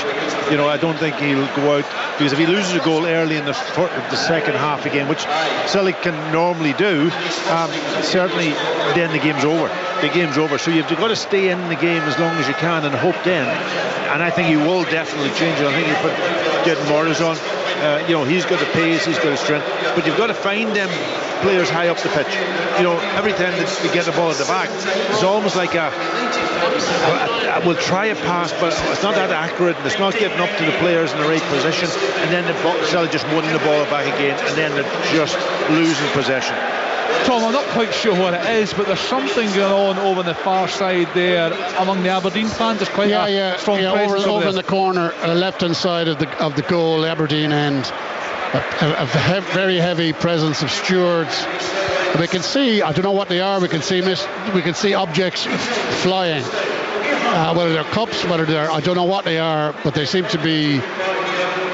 This is another one. There's been a lot of them. I don't know what they are, but there's a heavy presence of stewards over there. Yeah, we'll keep a very close eye on that, Tom. What are your thoughts then ahead of this second period? What will Jimmy Tillene be contemplating right now in the dressing room down below us? Well, I think he'd want the same concentration levels, discipline levels. They've been very, very good. Of course, he'll want a bit more threat. Now, involved in that is risk. Involved in that is a gamble, and you could get vulnerable down the other end. But they can't keep playing this way and just losing 1-0, going out with a whimper. At some point, they're going to have a little bit of a go now that they're behind. If it was 0-0, they could stay like this and just hope for the best. There's no point in continuing like this and losing 1-0. So I think they're just going to have to put a little bit, not immediately, but just see what happens. But they've had zero goal threat, not even a suggestion of a goal threat over on the far side. It seems to be, I don't know, someone is saying it could be the stuff from the tifo. I don't know, but it seems to be fine. I think as far as Jimmy Tillene's concerned, surely he's got to be looking at his front two and thinking, They've had nothing out of them. Nothing out of them. You know, who's he got? He's got Papa Gay. He's got the bag. The bag's an athletic, energetic type of striker. You know, reasonably tall as well. Maybe a better target man than any of the two that are on just now. You've got Papa Gay as well, who's a big physical presence that might be able to do something a little bit different. The rest of them have done okay. The back five have done okay. Mitov's been pretty decent in goal. The midfield three, without being, you know, special, they've done all right, but it's mostly been defensive. But when they've had the ball, they've had no outlet, they've had no one to hit, they've had no target, they've had nothing to play over the top to run on to. So I think the front two, for me, would be an area to look at. Yeah, is that also maybe they don't have the wide men to play to two? You know what I mean? Because the wing backs are mainly back doing a defensive role. To go from a back five to get up the pitch to be an out is really, really difficult. You either stay higher up the pitch and leave that space for your almost your right and left centre back of a three to come out there and deal with it. But they're so tied up with stopping Maeda and Kuhn, and they're so restrictive in getting forward. There's no other out ball for them apart from the front two. And you're talking about the front two, so yeah, definitely. But changing the shape might allow them to be higher up the pitch, if you know what I mean, with two wide guys. Well, they've got to caveman tactics and put two big, strong guys up there, and Papa Gay in the bag, because they are tall, they are strong. The bag can run into space. You know, his first touch, and Papa Gay is not great, but he's a physical presence. You know, just having a physical presence up there, just allowing either the goalkeeper or the back five, who are not really moving much out of their position, to be able at times to look up and think, I could hit him. And then you've got support from midfield thinking, well, these two could disrupt Scales and Carter Vickers. That's all. That's how I'm looking at it, Packy. From an Aberdeen point of view, he's got to get more out of the front two, or he's got to change the front two, or at least one of them, to try and get more impact when Aberdeen have the ball. Not that they've had the ball very often, but when they do have it, try to keep it, try to have a kind of a focal point up top to allow the midfield to think, right, we could get possession, maybe not easy possession, we could push up, and the back five could push up as well. But as it stands, defensively fine. You know, Celtic, I think, struggling to disrupt Aberdeen. They've lost the first goal. If they lose the second goal, then something has definitely got to. And it might be too late by then. It might be, but they just need to look. Top marks for endeavour, concentration, defensive organisation. 0 marks for offensive threat, ambition. I know it's difficult to combine the two, but they're going to have to do it now. That the first half, like, think of previous cup finals. It's hard to remember a team having zero threat. Like Tom, zero. how do you think that goes down with the fans? I think the 20,000 Aberdeen fans make the journey here today. I wonder, as a fan, how you view that. I think the fans will probably, I think a lot of them will understand it. Listen, they've just been annihilated 5-1, 5-1 and 6-0 by these guys. Yeah. So they're fearful of overcommitting. And they have a plan. And I said part in jest after 10 minutes on our live text that or 12 minutes I think it was, that Aberdeen were 12 minutes into their pursuit of penalty shootout. I was only half joking, but you know what I mean. Yeah, that is the plan. That would suit them. That would suit. But that's now gone out the window probably with the 1-0. Absolutely. But for 40 minutes the plan was working. It was. For all bar that one corner, Packy, the plan was working, because Celtic didn't have talk about Aberdeen not having a threat. Celtic had 83%, 84% possession, and no shot on target. And I'm sorry to say it, Celtic don't score from corners too often. You know what I mean? They're not a prolific team that will get chances even from set pieces, not alone score. So that's really disappointing for Aberdeen, especially with 3 centre backs in there. Well, the teams are back out. Let's get back to our commentary team. It's Aberdeen against Celtic with Willie Miller, Pat Bonner and Alistair Lamont. Thanks again, Kenny. We're all set for the second half. Celtic supporters treating us to quite the display. Away to our right, green and white flags waving behind Dimitar Mitov's goal. Looks like whatever is going on among the Aberdeen fans is still going on. There's still a lot of steers and there's still things being thrown I think as Tom was suggesting, it is stuff that was put out on the seats for a tifo display pre-match. So it's not ideal by any stretch of the imagination. The stewards seem to be in control of the situation. No, we're back underway, and Aberdeen need to somehow find a goal at some stage to, at the very least, take this one into extra time. They're coming forward here, and it's Nicky Devlin just takes a nudge in the back there from Bernardo, and it'll be a free kick to Aberdeen midway inside the Celtic half. And you would expect at some stage Aberdeen to try and be a little bit more positive in their play, and perhaps at some stage also change the shape. But yeah, for the most part they had achieved their goal. Their obstacle was getting over that 40-minute mark, which they couldn't quite do as Celtic struck the opener. Here they have an opportunity as Shinnie swings a free kick in. Milne can't quite get there, nor can Dorrington, and it goes all the way out to that far side. And Ida picks up in the left back position and begins to motor forward down the left flank. Maida's ahead of him, he plays it to him. Jensen thought about the challenge, then he checked out of it, and Maida continues. Left hand side, looks to pick out Kuhn. Kuhn sweeps it towards goal, but it's a comfortable save in the end. I think it was probably heading slightly wide, and Mitov grabs it, but a lightning counter-attack from Celtic as they look to hurt Aberdeen at the start of this second period. 46.5 played. Aberdeen 0, Celtic 1. Yeah, it came from obviously Aberdeen's free kick, and it was a good ball. It was a really good ball in between the goalkeeper and the back four, but nobody could get the end of it. But Celtic, I should say, very quickly then on the counter-attack and created an opportunity in the opposite end, and that Jensen almost looked spooked by Maida as he came forward there down the left hand side, got the cross in, but Kuhn unable to turn it into the net. So still 1-0. Alfie Dorrington's own goal just prior to the break, the difference between the sides. I just wonder what each manager was saying to their team at half time. What Brendan was saying to Sully, will you see a kind of a change? And there's Maeda going to Jensen. Yep, left hand side. Cuts back the way to Taylor. Engels went down inside the penalty area as that move began down the left flank.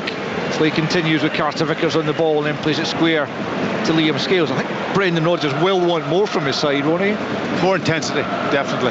You know, it was all very safe in the first half, I thought, and I think he'll probably want them to really up the intensity by 5 or 10%. Here's Kuhn cutting in from the right hand side, into the box he goes. He almost got it back there from Engels, couldn't quite do so, but Celtic have won it back once more. Nisbet said he was fouled. Ball's played into the box. Jensen gets there just ahead of Maida. That will be a free kick on the edge of the box to Aberdeen, the edge of their own penalty area, and a bit of breathing space for them as Celtic just look to win the ball back so quickly. It was Palaversa who was fouled at the edge of his own penalty area on that occasion. Aberdeen 0, Celtic 1, 48 played. I think it is just that intensity that Celtic need in and around the box, isn't it? I mean, to be fair, Aberdeen they're covering the space. You know, there isn't very many gaps there for Celtic to take advantage of. Scales plays it across his penalty area. Schmeichel's there first with Keskinen looking to close down. It's back with Schmeichel once more, just looks to clip that out to this near side. Out of play for an Aberdeen throw in. It's good pressure. It's a good press from Aberdeen, high up the park as well. You know, perhaps Jimmy Tillane is asking them to be a little bit more ambitious with the press rather than just giving up the space and going back to the 5. Knister finds Palaversa 30 yards from goal. I think his shot came off Nisbet there. Palaversa picks up once more. He was fouled by Maida. I'm not sure. No, I don't think so.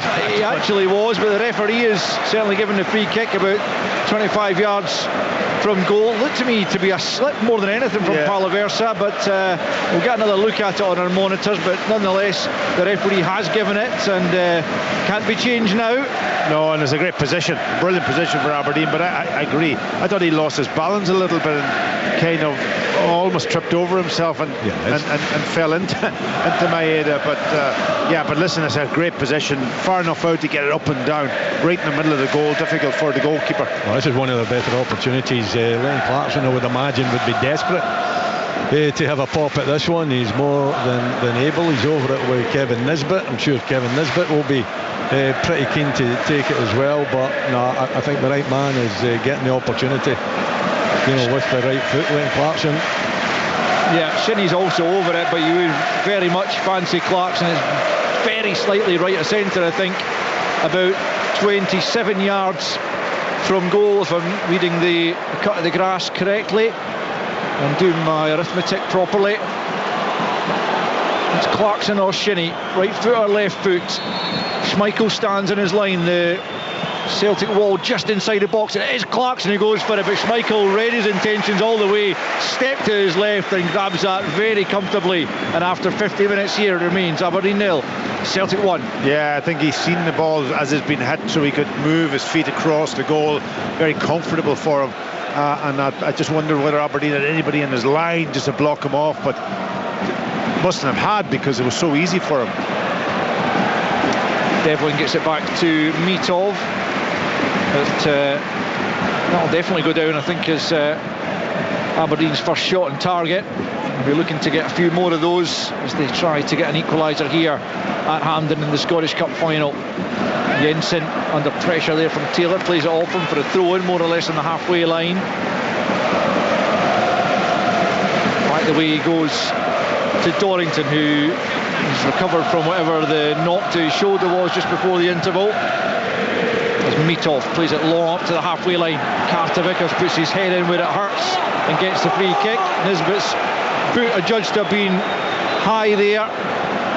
And Carter Vickers again just using his strength and also bravery to get his side that free kick right on the halfway line. Callum McGregor looking to take it quickly. Not allowed to do so, but just plays it short to Bernardo, who clips it out to this near side, the Celtic right, to Johnston, back to the halfway line to Carter Vickers, just inside the Aberdeen half, plays it infield once more to Bernardo, straight ball forward to Ida. Ida takes a touch, then a little flick between his legs and finds Engels. Good play from Ida that time. Good ball from Johnston across goal, and Milne turns it behind his own goal and behind for a corner. Again, it's good defending from young Jack Milne. He's done just about everything barring losing Carter Vickers for the Celtic goal, but otherwise he's in a good game at the heart of the Aberdeen defence. Yeah, the ball, the cross went actually through the first defender, and so he didn't see it probably till very late, but he just reacted, got his foot to it. Celtic corner then, right hand side, to be taken by Kuhn, left footed into the near post. His glance goal was by Maeda, but just over the top from the Japanese, looking to write his name in the history books with a goal in every round, including the final. But just over the top on that occasion. 53 on the clock. Aberdeen 0, Celtic 1. I thought he should have done better. He's lost Nicky Devlin. Nicky Devlin was his marker, and he's made the run to the near post, and I don't think he was under too much pressure. He gets a little flick on it, but just gets too much.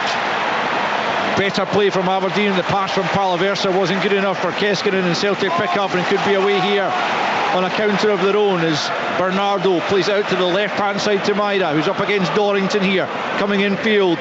Shinnie comes across to help. Dorrington sticks his head in the way, and it breaks for Bernardo. Now it's McGregor, about 15 yards inside Aberdeen territory. To his left is Taylor, back to McGregor. Everyone behind the ball again for Aberdeen as Taylor picks up again on the left hand side and then goes back to Scales. Scales plays it square to Carter Vickers, and then out to the right hand side to Kuhn. Cross comes Devlin, he's not getting close to him yet, clips it into the area. Milne's there once more to fend it off. Carter Vickers picks up the loose ball and finds Johnston, who in turn plays it to Kuhn. Kuhn coming forward, tries to reverse it to Johnston, but across comes Knuster, gets there first, clips it down the line. Carter Vickers heads it forward once more. It'll come back to Knuster, who takes a touch away from Johnston, just slightly touched by the Canadian, and he goes to ground, wins his side a free kick. 54 played, 1-0 Celtic lead. Yeah, just feeling the game's opening up a little bit, Willie. I think Aberdeen have opened up a little bit. There's more intent to go forward. I don't think there's any doubt about that. I think the energy is there in the midfield. The low block is not as low as it was, and certainly the gaps between that back five and the mid three has opened up, and it's made Aberdeen have a little bit more of a threat. Taylor fires it forward, just too much on it after some cool defending in the first instance, but he couldn't find Maida with the pass forwards, and it's bowled out by Mitov for Dorrington. Maida getting back at him, Dorrington battling away but losing out, and Taylor gets it to McGregor. Good work ethic as always from Maida, and forward it comes in the left channel for Ida, last season's Scottish Cup winner, with that final minute goal against Rangers. Here's Taylor into Maida. Celtic just slow it down a little bit once more. There's going to be a change for Aberdeen with Papagay preparing to come on, the first change of the game, as Kuhn picks up right hand side about 20 yards from the byline, plays it short to Johnson and gets it back, and now it's Bernardo nudging it to McGregor and then back further to Carter Vickers. McGregor once more midway inside the Aberdeen half. Here's Johnston, into Bernardo it goes. Clarkson trying to get close to him, but it's out to Kuhn on the right hand side, allowed to come in on his left foot, plays a little bounce pass, not once but twice, and it comes to McGregor. They're playing those little balls in there. There's opportunity for those players that are receiving to open up a little bit and play forward. They're just bouncing it back again to where it came from. Carter Vickers plays it square to Scales, 10 yards inside the Aberdeen half. Now it's Taylor. Still Gay waits patiently to come on. It'll be interesting to see who he comes on for, as Maida is looked to be fouled there by Jensen as he played the ball backwards. Celtic still in possession, so play continues. Johnston's measured that perfectly. That was a slightly dodgy challenge there by Knuster on Ida. Ultimately it's off Milne for a corner kick. Could have been worse there had Knuster caught Ida as he made the challenge, and now, despite the fact that it's a corner kick that Aberdeen are defending, it's going to be Keskinen who's replaced by Papagay on the 57th minute. And you got your wish, Wally?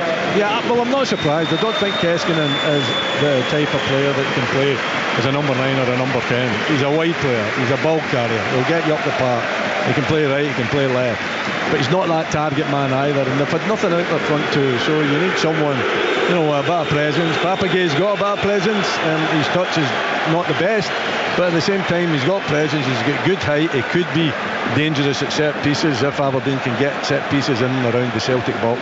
The first thing he needs to do is help defend this set piece that Celtic have, the corner kick on the right hand side. He's booed onto the park by the Celtic fans as Kuhn swings it in. It's a good delivery, but Mitov gets 2 fists to it, only as far as Bernardo helps it back in. Ida looks like he's offside. Maida challenges the keeper, but he grabs it anyway. Papagay involved in that challenge with Hatate at Pataudry that ruled the Japanese midfielder out of this afternoon's cup final. Mitov's not happy that he was impeded there as he tried to clear. He is going to get the free kick. He's now been spoken to by the referee about his complaints there, but it will be a free kick.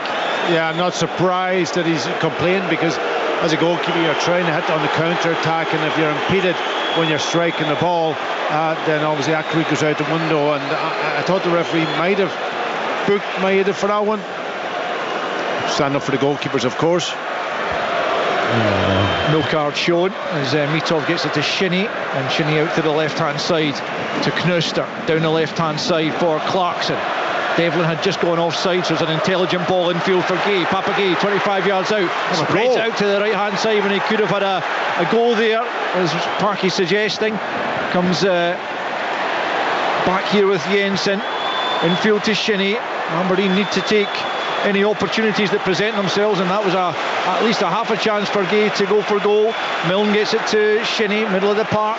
Now it's Palaversa, tries to bend the ball into the box. A good clearance and challenge there from Scales. The offside flag is up though in the end against Aberdeen. It was Devlin again getting in there into the penalty area. Celtic get the free kick just a couple of yards inside their own box.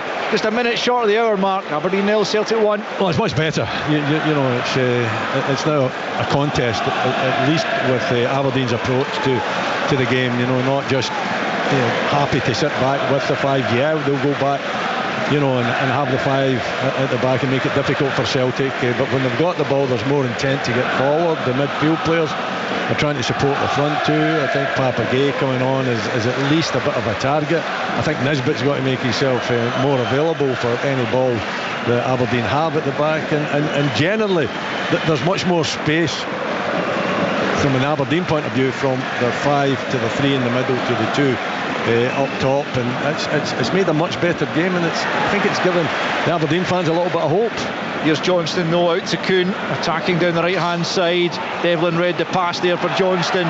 2 number 2s come together. It's a bad decision there by Knuster. He's given it away to Kuhn. Now it's McGregor, 25 from goal. Plays it into the feet of Bernardo, out to the right to Engels. Engels comes forward. Knuster makes the clearance from just outside his own 6-yard box, knocks it out for a throw in to Celtic, about 15 yards away from the corner flag. An hour played, 1-0 Celtic leads here at Hampden. You listen to Sportssound on BBC Radio Scotland. Their cup final coverage continues tomorrow on both radio and TV, as well as our digital platforms, with the Women's Scottish Cup final between Glasgow City and Rangers. Join us for that one. Should be a close contest as well. But at the moment, it's all about the climax of the men's season,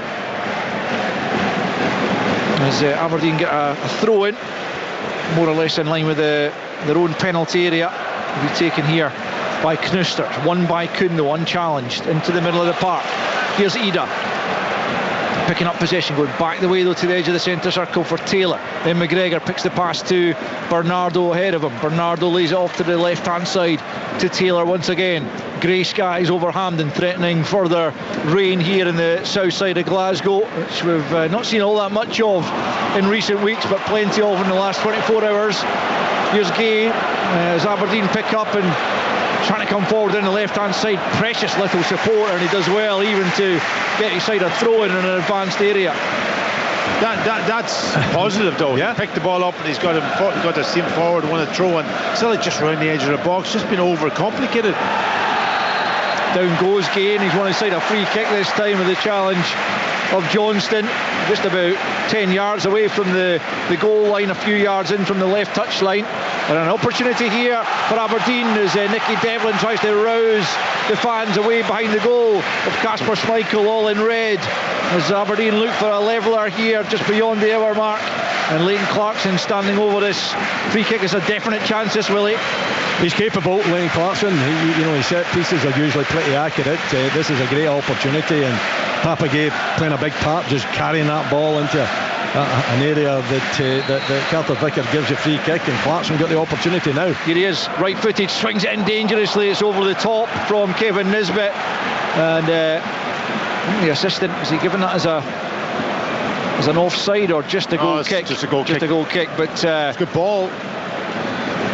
Yeah, it wasn't a bad delivery at all from Leighton Clarkson, but Nisbet could do no more with it than just head it over the top from about 4 yards out, and the Aberdeen opportunity is gone. 63 almost played there at Hampden.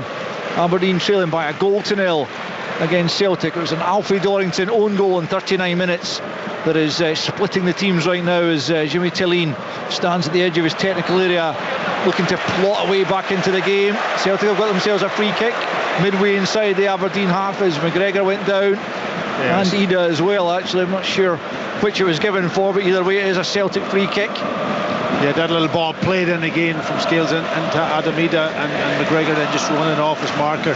But the foul on Adam Ida, the referee given right away. It's too far out for a shot on target. Triple change coming for Celtic, but not before this free kick is taken. It's taken back the way by McGregor to Carter Vickers, out to his right hand side. Kuhn now picks up, comes away from Devlin, threads it into the edge of the box. It's Bernardo. Can he get the pass off here to Engels? He can. It's Engels from the edge of the area, off the post. So unlucky for Engels. Mitov down to his right, couldn't reach it, but Engels denied by the upright, and Aberdeen breathe a huge sigh of relief. The danger not over though. Bernardo again involved. Maida on the spin, left foot shot straight at Mitov. 64 in, and it's still Aberdeen 0, Celtic 1. Yeah, it was a good play from Celtic, just linking up and around the edge of the box. I was saying earlier that they were a bit overcomplicated and too many passes. This time it was clinical. In, back, shot off Engels, venting it round, almost round the defender, and the goalkeeper had no chance, just comes off the outside of the post. It was good, really good effort. Here's the changes coming. Yeah, Forrest, McCowan and Yang are the players coming on. Nicholas Kuhn is making his way off. He's the first to be replaced. And other player coming off, well, that looks like it's Arne Engel's last act, as he is also replaced here.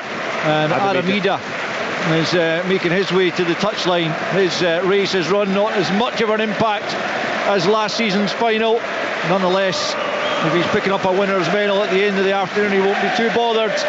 So 3 changes from Celtic, pretty common from Brendan Rodgers round about this juncture, and that will give them fresh legs, fresh impetus, as they look to see this one out. Forrest has been flying in the last couple of weeks, hasn't he? You know, and he's obviously got the confidence of getting his goal last week, so he will make an impact. Maeda going through the middle gives him that pace in behind, of course, and I'm not sure who's going to play out. Oh, Yang is out on the left-hand side, sorry. Yeah, he's come on the pitch also, so like for like changes. I mean, Forrest and Maeda, that's the two that would worry me if I was part of that Aberdeen defence. You know, Maeda is sharp, you know, Ida isn't that type of player, just totally different players, and Jane Forrest seems hungry. Here's a Clarkson free kick though from the left-hand side. It's well won by Taylor inside his own box. Bernardo picks up, chests it down and then thumps it up to the halfway line. Jensen is there. First to it though is substitute Yang. He plays it back the way to Taylor. It's a wonderful moment, you have to say, almost regardless of who you support, to see James Forrest getting that goal. I'm sure St Mirren fans didn't really want him to get it, but to score a 16th goal in consecutive seasons is quite phenomenal. As Celtic come forward down the left-hand side, still leading by a goal to nil. 66 played here at Hampden. His game is not over yet. Celtic will want a second to give them that greater cushion. They're looking for it here as Yang picks up 25 from goal, just behind McCowan. McCowan manages to get it back to Yang, and now it's Bernardo back to Carter Vickers, now to the right-hand side to James Forrest. The most decorated Celtic player in on the left foot tries to get it to McCowan. He almost get it back into the path of Forrest. Aberdeen get it clear, and now they're coming forward, and they're 3-on-3. Can Nisbet pick the right pass here? He's got Jensen up with him out on the right hand side. Aberdeen trying to flood bodies into the box. Not a bad ball, and Scales slices it behind for a corner, and that gets the Aberdeen fans on their feet. Good, that was a good ball in, but Scales had to go for it. That awkward height, really up round in between his chest and his knees, and he had to go, and he just could have easily went into the back of the net. But you got to give him credit for getting it in front of Nisbet and making sure he could get it. But it was a good play from Aberdeen, good breakout. It's a good break. It's intent there, you know, and they've done it on a number of occasions. Yeah, it opens up the game a little bit, but you've got to have a threat going forward, and that certainly could have easily ended up in the back of his own net. Midway point in the second half, in comes the corner, right hand side from Clarkson. Up goes Scales again and gets his head to it. Doesn't know where it's going, but Knuster can't make anything of it, and it's easy for McCowan to pick up and try and release James Forrest left hand side. And now Celtic are 2-on-2 as they come forward. Forrest running it, Graham Shinney up to the edge of the box, finds it past to Yang. Yang just inside the box. Can he find the shooting opportunity? Closed down by Jensen, and it's blocked away out to this near side. Still Yang has it. Now it's Shinney that's with him. It's end to end just at the moment as Johnston picks up and plays it back to McGregor. Infield it goes to Scales. Scales gets it back from McCowan. So they're just slowing it down once more. Carter Vickers into the feet of Forrest, 25 yards from goal, right of centre, out to Johnston. Back to Forrest it comes. And now McGregor once more, but 30 yards out. Maeda just trying to link at the edge of the box. It's Johnston who takes the shot on. Knuster in the way, and it comes out to Carter Vickers. And now Forrest once more. Already a trophy ahead of Bobby Lennox. They can go too clear of him, and indeed stay too clear of Callum McGregor if they can hold on to the victory this afternoon. Still a bit of work to do though. 21 to play. Celtic leading by a goal to nil as it's all the way back to Schmeichel, who's midway inside his own half, out to Bernardo, and now Carter Vickers just inside his own half, plays it square to Scales. Scales stepping over the halfway line, gets it back again from McCowan. McCowan then bursts forward. Scales still in possession, doesn't use him. Instead he comes back to Carter Vickers inside the centre circle, and now it's Johnston. Johnston turns and plays it out to Forrest, midway inside the Aberdeen half. Right hand side, picks a pass to McGregor's in a bit of space. Now Bernardo. Bernardo with a poor ball in straight at Mitov. He really should have done better. Maida was lurking, but he couldn't find him. Almost 70 played as down goes Jack Milner. I think with a bit of cramp, understandable given he's barely started all season. He's played 70 minutes on this huge Hampden surface, acquitted himself well, but it might be time for Christers Tobers, or indeed potentially a change of shape. He is going to need a bit of treatment here as he's gone down just outside his own 6-yard box. 70 on the clock. Aberdeen 0, Celtic 1. Yeah, he'll be feeling it, Jack Milner. He's done awful well. Okay, he's involved in the goal, but hasn't had too many starts. He's young in terms of experience. This experience this afternoon will do him a world of good. But out there on the pitch, it's a huge pitch. It takes its toll as well. He's been worked pretty hard.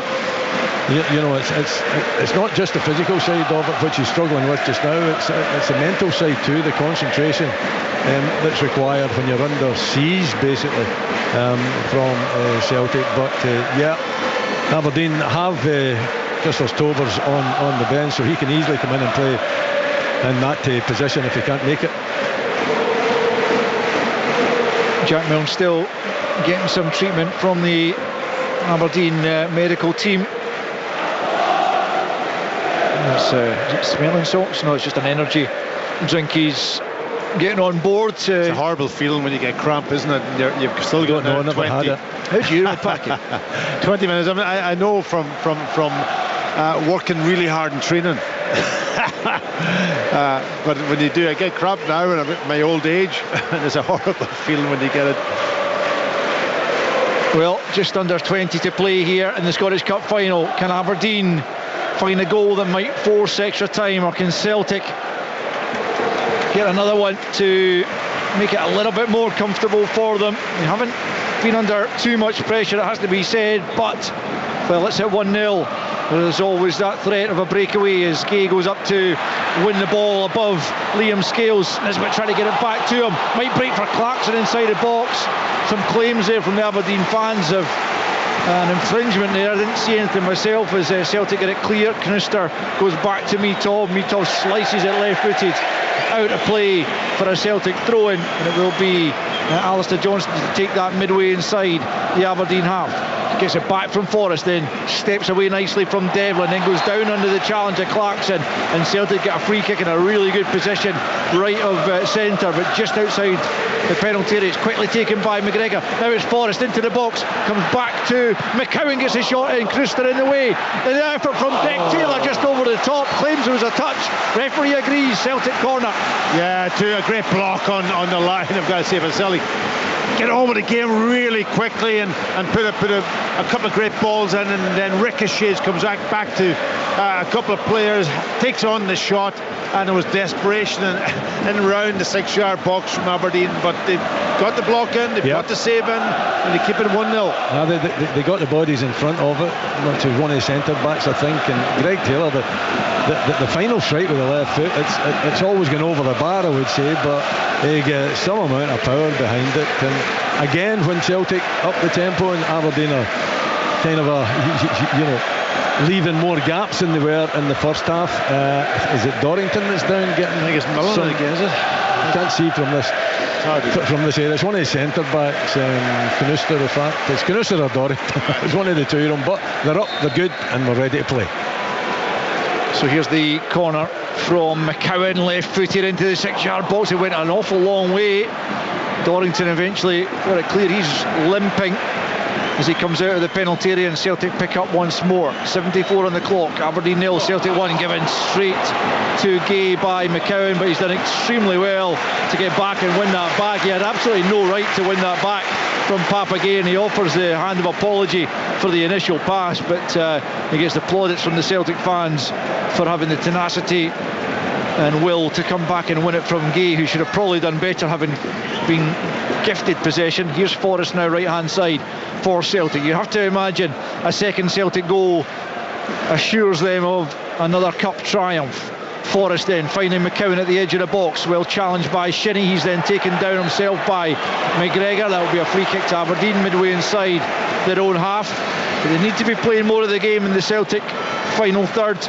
which they've been unable to do thus far. It's roundabout now, Willie. You would have to imagine they are going to have to start committing more bodies forward. Yeah, I mean, I think they have opened up, Al, in the second half. I think the gaps between the back five and the midfield and the front two, I think Papa Gay's made a big difference. You know, he is a target, and even if it's just like that last opportunity, a simple long ball and a flick on, you know, I think it disrupts Celtic, which they weren't disrupted in the first half. So, and it's much more a partnership, Papa Gay and Nisbet. You know, they're much more used to playing that. Keskinen is not used to playing as a number 9 or a number 10, and that was obvious in Paisley, and it was obvious the first half and into the second half here as well. I think Papa Gay's made a difference. Whether he'll go to the bench again and you know, look for the bag to come on, you know, I think you'd be tempted to keep Nisbet on because he's capable. He's capable of scoring. Celtic have given it away in the middle of the park. Nisbet finds Clarkson. Back though comes McGregor to do the tidying up and knocks it back to Schmeichel. Aberdeen are preparing a couple of changes, but there's another sub being waved back. I thought I was going to say, I wonder if Shane Morris might get a run out. It's not really set up for him in the sense of the formation, but they could change that, of course, for the closing quarter of an hour. He has been effective.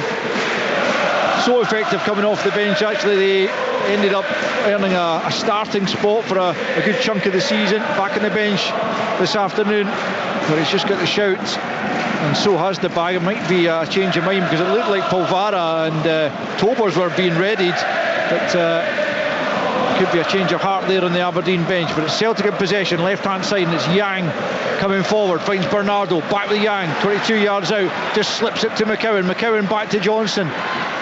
Out to Forrest, right hand side, just outside the penalty area. Now he's inside, trying to take on Devlin. Stands it up to the back post, it's just beyond Maida. Dorrington not taking any chances, nudges it behind for a corner. We've played 77 minutes almost. It's Aberdeen 0, Celtic 1. James Forrest has made an impact since he's come on. Absolutely. You know, he's a real threat. You know, either way, outside, inside, and a final ball into the box, of course, is a critical one. I think just leave him 1v1. I don't understand why midfield players want to go into the space that he wants to occupy, because he's so good at taking on defenders in a 1v1 situation. Corner kick left hand side then for Celtic as their fans try to see them over the line, and it comes to the near post. It's Milne, I think, who got his head to it. Forrest picks up and gets it back to Bernardo. Forrest once more at the angle of the box. Clever ball for McGregor, left hand side of the box. He tries to flash it across goal, comes off Jensen for another corner. 77 played, still Celtic lead by a goal to 0. Yeah, it's that period of the game where it looks like some of the Aberdeen defenders are getting really tired now. Really tired, they're stretching, they're getting cramp, and very difficult to keep your concentration. Dabag and Polvara now are the players who are making their way to the edge of the technical area, ready to come on. In comes a corner from the left hand side. Mitov thought about trying to catch that and then realised he wasn't going to reach it. It was too much of a stretch, and then ended up clawing it away. He did well in the end, the Bulgarian keeper. And Morris is also going to come on, so it is going to be a triple change for Aberdeen with about 12 minutes left on the clock plus added on time. I wonder will he go to be made now. Will he go to a back four now? That would be the question. Let's see the substitutions first. Palaversa coming off, certainly. That's a straight swap in the middle of the park with Polvara coming on. Clarkson also making way as Dabag and Morris prepare to come on. Yep, back four. No, it's not. Kevin Nisbet is the other player. Dorrington came running over as though it was Dorrington, but it's not. It's Kevin Nisbet that's been taken off. It'll be the two up top, the two kind of a more physical, strong strikers, Papa Gay and the bag. Yeah, Dorrington is going off though. Yeah. For Morris. So I'll go to a four. With the bag, who got the extra time winner here against Hearts late in that extra time victory. There's the opportunity here again to make himself a hero. Anyone in red can make themselves a hero, potentially, but they need to start troubling Kasper Schmeichel in the closing 10 minutes or so. Seems to be a bit of confusion here. Palaversa, actually, having gone off, has been called back onto the field. I think he's gone off. I think it was a mistake in the terms of the numbers that were shown. Now the officials are all gathering together to deem whether Palaversa is going to be allowed to come back on. I mean, surely if there's a mix-up, well, he can come back on. You need a full complement of players on the park, don't you? I don't know what's going on down there, and what the error was, but there seems to be an error because Aberdeen will get goalkeeper back 4. Don Robertson's counting the Aberdeen players. Yeah, with Palaversa coming back on, they've got 11 back on the field to play. It was a way to start it there with 10 men. Aberdeen only having 10 men. Yeah, well, they took 4 off and put 3 on, which I think by anyone's calculations doesn't quite add up. Anyway, the farce still a farce. is over. Still a 3 at the back. It's a 5 actually at the back with 3 in midfield and the 2 up top. Yeah, Polvara looks initially as if he's slotted in at the right centre back role. See how that potentially changes. But only 10 minutes left to play. Aberdeen need a goal to take this one into extra time. As it is, Celtic are going to claim their 43rd Scottish Cup this afternoon. Their 3rd in a row. They are almost there, but not quite. It's a loose layoff there from Maida, and Brendan Rodgers will want to guard against any slack play in these closing stages as Daba gets it back to Palaversa, who got that reprieve, but he can't pick out a teammate, and it's out of play on this near side. And Aberdeen just need to find a bit of quality in these closing stages, as tired as the legs are. Just one last surge of energy. The shape hasn't changed. It still is a back 5. Polvara going into to be one of the 3 centre backs. Oh my word. Gay picks up about 30 yards from goal, driving into the Celtic areas beyond Carter Vickers, who dives in. He's Gay kept it in just about, flashes it into the area. Scales gets something on it. Jensen tries to keep it alive. Here's Morris back to goal, almost forced out of the penalty area. Now it's Jensen once more, right hand side, picked up here by Polvara, looks for an option. He's 25 yards from goal. He's challenged well by Bernardo, and Celtic can almost break there, but Maida can't pick up, and it's a better spell this for Aberdeen as Gay picks up left hand side, comes infield away from Forrest, spins and comes back infield. Papagay just slips it to his right to Palaversa. Morris is hugging the touchline out right hand side, 15 yards from the byline. It's a brilliant ball, it's in! Kasper Schmeichel with an own goal. He tried to pull it away and he's only succeeded in diverting it into his own net, and there is absolute bedlam in the Aberdeen end. It is Aberdeen 1, Celtic 1. Wow, Wally. It's quite incredible, isn't it? I mean, Jayden Morris just on, and he does what he's good at. Jayden Morris, he looks as though he's going to the byline, but he whips the ball across the face of the goal. I'll let you speak about Kasper Schmeichel, but he's went out, he's tried to flick it with his right hand, and it's come off the hand and ended up in the back of the net. It was a great ball in from Boris, but it definitely goes down as an OG, and Jimmy Talene, with the changes he's made, kept the same shape. Has turned this game around. I think he's trying to punch it away when he's come. He's never going to be able to hold it. It was a good ball, really good pace in the ball in between Scales and the goalkeeper and Carter Vickers, and our eyes can almost missed it. I don't know what he did actually when the ball comes in here. I'm just trying to look at it. Very indecisive. Like it's not. Did he misread it and it's gone under his body? I think he's played it out and it's come off Carter Vickers. No, it hasn't. It hasn't. It's off the underside of his glove, I think, and it's somehow diverted into the back of the net. Again, it will be a second own goal of the game, this time in Aberdeen's favour, and without even having a shot on goal there, they have managed to claw their way back. But it goes back to Bernardo, giving the ball away almost at the edge, probably about 25 yards out. Terrible passing. He's done it now twice, whether that's down to weariness, not having played games, just an awful pass, and put Aberdeen on the front foot. Absolutely. Don Robertson coming across to the touchline to speak with I'm actually not sure. I think it's something to do with the trouble. Something to do with the fans over on the far side. Yeah, but they look as if they're under control, aren't they? Yeah, I'm not sure. That's probably a senior security person that Don Robertson was speaking to there. As the Aberdeen fans who have had the stewards in front of them ever since half-time, and they kind of flooded beyond the barricades there as that goal went in, and they now have to ensure that they're all back behind the perimeter. But well, emotions clearly high, and for the most part the Aberdeen fans celebrating that as they should. And the game has restarted. Kasper Schmeichel will have to put that out of his mind. 5 minutes to play. Is there a winner in 90 minutes?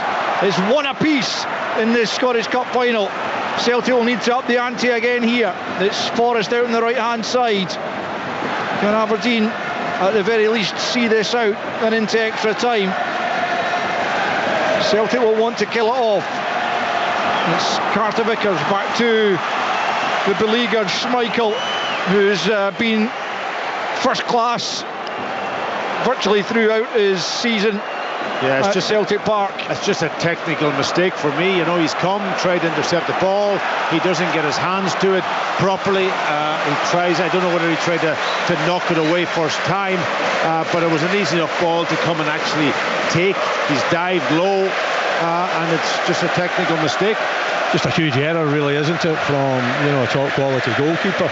Say, hey, but it's a good cross from Shane Morris. You know, brilliant cross. And then you're asking, can they defend it? You know, he's looking for one of his own men, doesn't find it, but Schmeichel puts it in his own goal. Yang trying to get to the byline, comes off Jensen. I think it's a throw-in that's been given down at the corner flag rather than the corner itself. Taylor takes quickly into Bernardo, back to Taylor, left-hand side, almost down at the corner flag. Morris, who's had a brilliant impact since coming on, gets it forward to Gay. It came off McGregor last, and it'll be an Aberdeen throw-in. There's trouble here for Nicky Devlin, who's also feeling the pace at the edge of his own box. And just trying to remind myself, if I think they've got one sub they can still make here, Aberdeen, and they might have to do so. Here it would be potentially Jack McKenzie to come on, wouldn't it, after all his travails in the last week or so. And with his contract running out, what a way it would be to bow out if he could come on and try and help his side to a Scottish Cup victory. We'll get another angle there of the Schmeichel error, and it's just massively changed direction, going under his body and off the bottom of his hand, and well, it goes down as a huge mistake and really nothing more than that. And it's given Aberdeen a lifeline. They are one apiece with 2.5 minutes left of the 90. There'll be a fair old bit of added on time before we even think about extra time. It's still the throw-in has not been taken. I've seen a shot of Peter Schmeichel in the stands here. He won't be relishing that particular moment. But that's the world of goalkeeping. You can do one mistake and it normally leads to either a goal or, you know, and that's, you can't make the mistake. Another throw into Aberdeen over on the far side, more or less on the halfway line. Aberdeen right, down the flank it comes, looking for Davag. He can't get hold of it though, and Celtic pick up, but it's McGregor for Johnson, and their fans looking to rouse themselves and the team to get them over the line after it looked like they were pretty much cruising to victory. But as I mentioned, never quite over when it's 1-0, and so it has proved. 90 seconds of the 90 minutes to play. Sounds like there's going to be about 7 minutes added on as Yang tries to hit the byline. He's taken down here by Jensen. It's a crude challenge, and it'll be a free kick as Jensen now is the latest to pull his calf as he tries to ease a little bit of cramp. But it's a really good, it should have been a booking, I would have thought, but Don Robertson has just settled for the free kick. It's a free kick in a very good position, about 3 or 4 yards back from the goal line. It's almost stop him at any. Oh, that is a booking all day long. Wow. Got to agree with you. What it does do is give Celtic a really good opportunity here to deliver a quality ball. It's Bernardo who's over it. It's a better angle than a corner as Bernardo swings it to the back post, but he's got far too much on it. Real disappointment for the Portuguese, and relief for the Aberdeen fans as Mackenzie is going to come on to replace Nicky Devlin for the final few minutes of regulation time, and then potentially extra time. And well, it's nice to see Jack Mackenzie is bearing the scars of that plastic seat he took to the face from an Aberdeen fan last week, and good to see him getting his moment here and being applauded on, much as Nicky Devlin is also out of contract actually, is being applauded off. And 7 minutes confirmed to be added on. Let's see who can make the most of that. Indeed, it's been intriguing, hasn't it? Aberdeen much better in the second half, much more intent. Celtic still, for me, the tempo isn't high enough. They're not doing enough to disrupt Aberdeen at times as well. And Aberdeen deserve to get a bit of good fortune, some poor goalkeeping there. But you put Shayden Morris on. He is an impact sub. They know that. He's got pace. He's got directness. He can drill the ball across the face of the goal. Just make it difficult to defend, and on this occasions Michael couldn't defend it properly. Here comes Scales coming forward from the back for Celtic, looking for an option. It plays it out to the right hand side where Forrest will pick up midway inside the Aberdeen half, right of centre. Plays it back in field to McGregor, and then further to his left to Scales. Scales out to Yang, left hand side, up against Jensen here. Coming in field, just pokes it into Bernardo inside the penalty area. Now it's back with McCowan. Forrest inside the box. Can he find room for the shot? Goes on the outside, tries to get it across goal. Knuster and Mackenzie doubling up there to make sure it goes behind. Yeah, just the space was slightly open up for McCowan there. I thought he should have taken the shot on, but he elected to pass it to Forrest, and then eventually effort across was blocked. Celtic take the corner short, come back to McGregor. McGregor out to the right hand side to McCowan. McCowan now for Johnston, right hand side. Back comes Gay, shoulder charge, knocks Johnston down, sees it out for a goal kick, and seems to me Papa Gay is quite relishing this role of panto villain that he's adopted in the last couple of games. Oh yes, he is. Oh no, he's not. But listen, he's a tall physical presence. You don't know what you're going to get from him sometimes, but he'll disrupt and he'll put himself about. He'll make it difficult for the opposition at both ends of the park, as you can see it there. He puts the body in to just calm the situation, but he's a disruptor at the other end of the park as well, as he showed there with a shoulder charge on Alistair Johnston, which left the Canadian on the deck. Here comes Celtic. Maida, Maida's away, Maida's in behind. Can Maida finish it? Brilliant save from Mitov to deny him, and Shinnie gets it clear. He's taken down by Yang, and it'll be an Aberdeen free kick. That could and perhaps should have been the moment for Dyson Maida to finish it off, as Yang gets a yellow card for his challenging Graham Shinnie. That seemed maybe a bit harsh, but Dimitar Mitov coming up with a massive save to deny Dyson Maida. Oh, the big moment right at the end of this game with another 5 minutes left.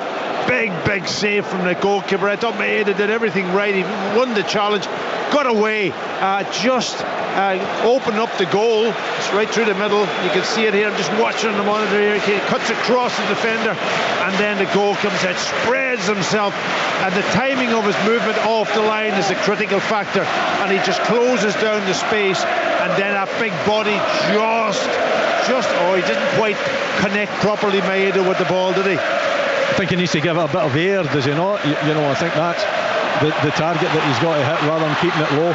Here's the bag at the other end, midway inside the Celtic half, knocks it back to Palaversa. Now it's Jensen, well advanced. Out to the right hand side is Morris looking to get the better here of Greg Taylor, tries to hit the byline. Good challenge from Taylor at the expense of a corner.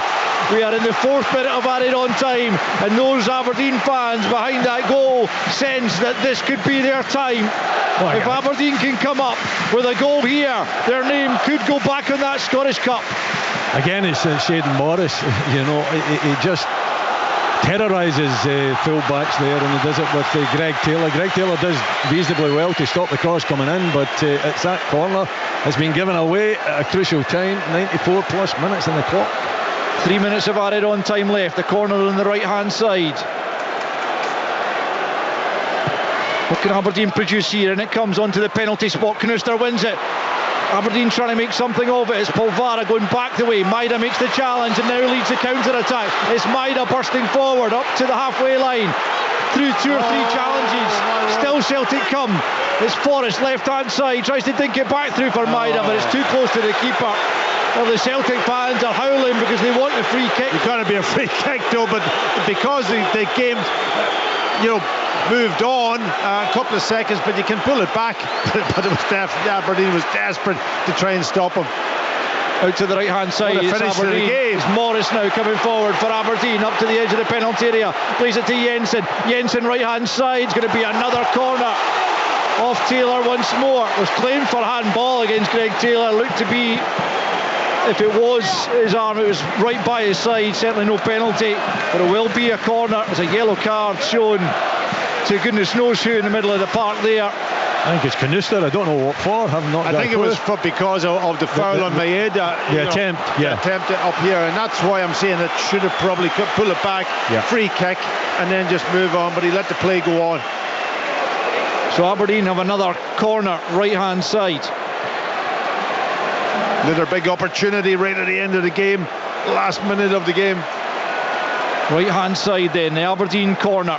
As we approach the final minute of the 7 added on, and it comes near post, a poor ball. McGregor's header only as far though as Morris helps it back in. It's got to be offside. It's over the top anyway from Jack Milne. The flag does go up, I think rightly against Canuster. We'll double check that in a moment, but he looked to be in an offside position as he chested it down for Milne, and it remains Aberdeen 1, Celtic 1 with less than a minute to play as Celtic come forward.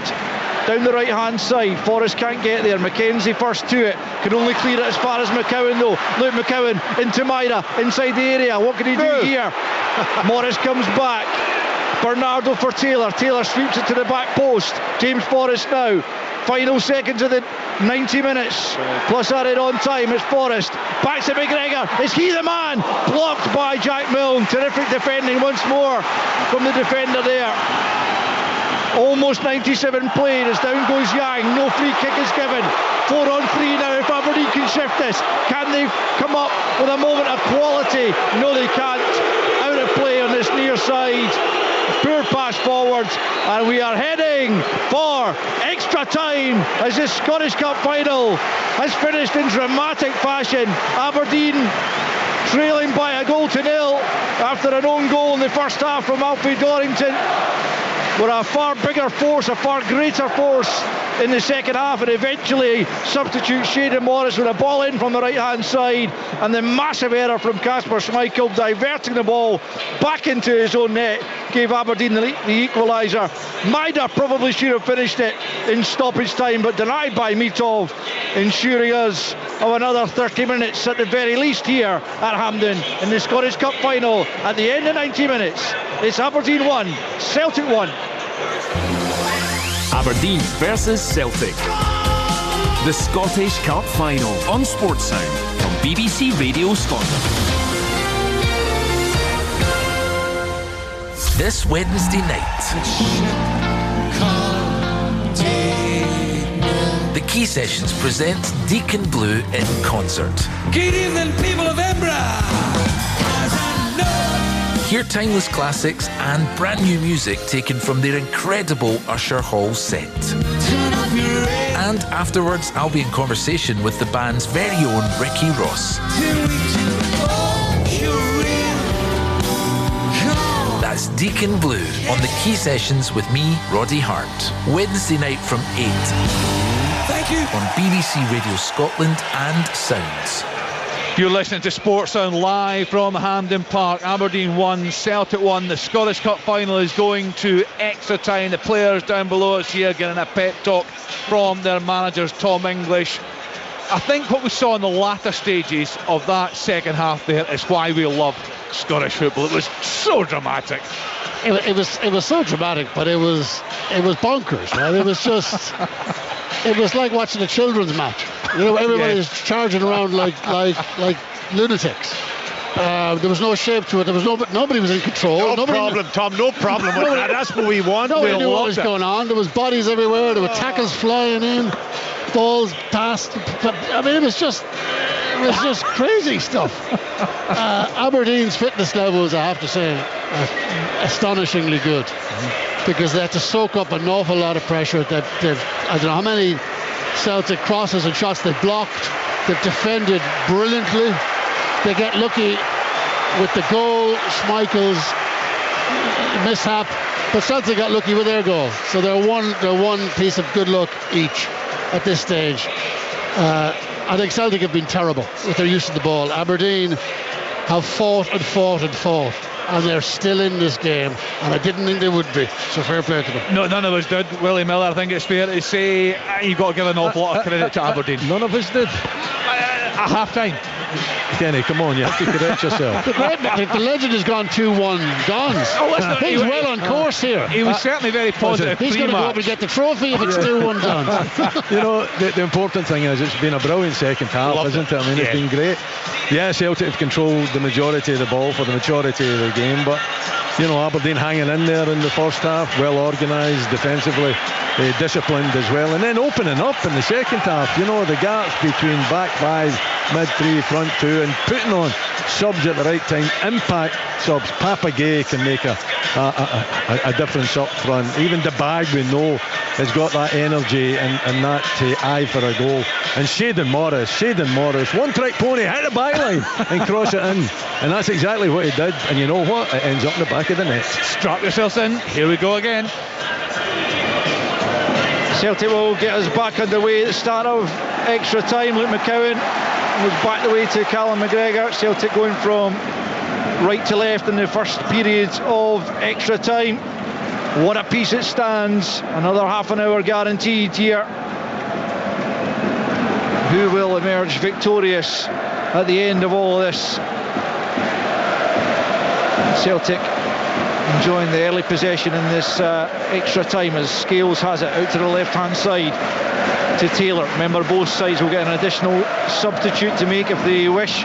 Bernardo for Yang inside the box, good ball across goal. Oh my goodness, that was so close to ending up in the back of the net off Milne, who has been absolutely terrific throughout, and he's really feeling it out there. Walk. You know, he can hardly walk, the young man, and that was that. He needed that bit of luck there, didn't he?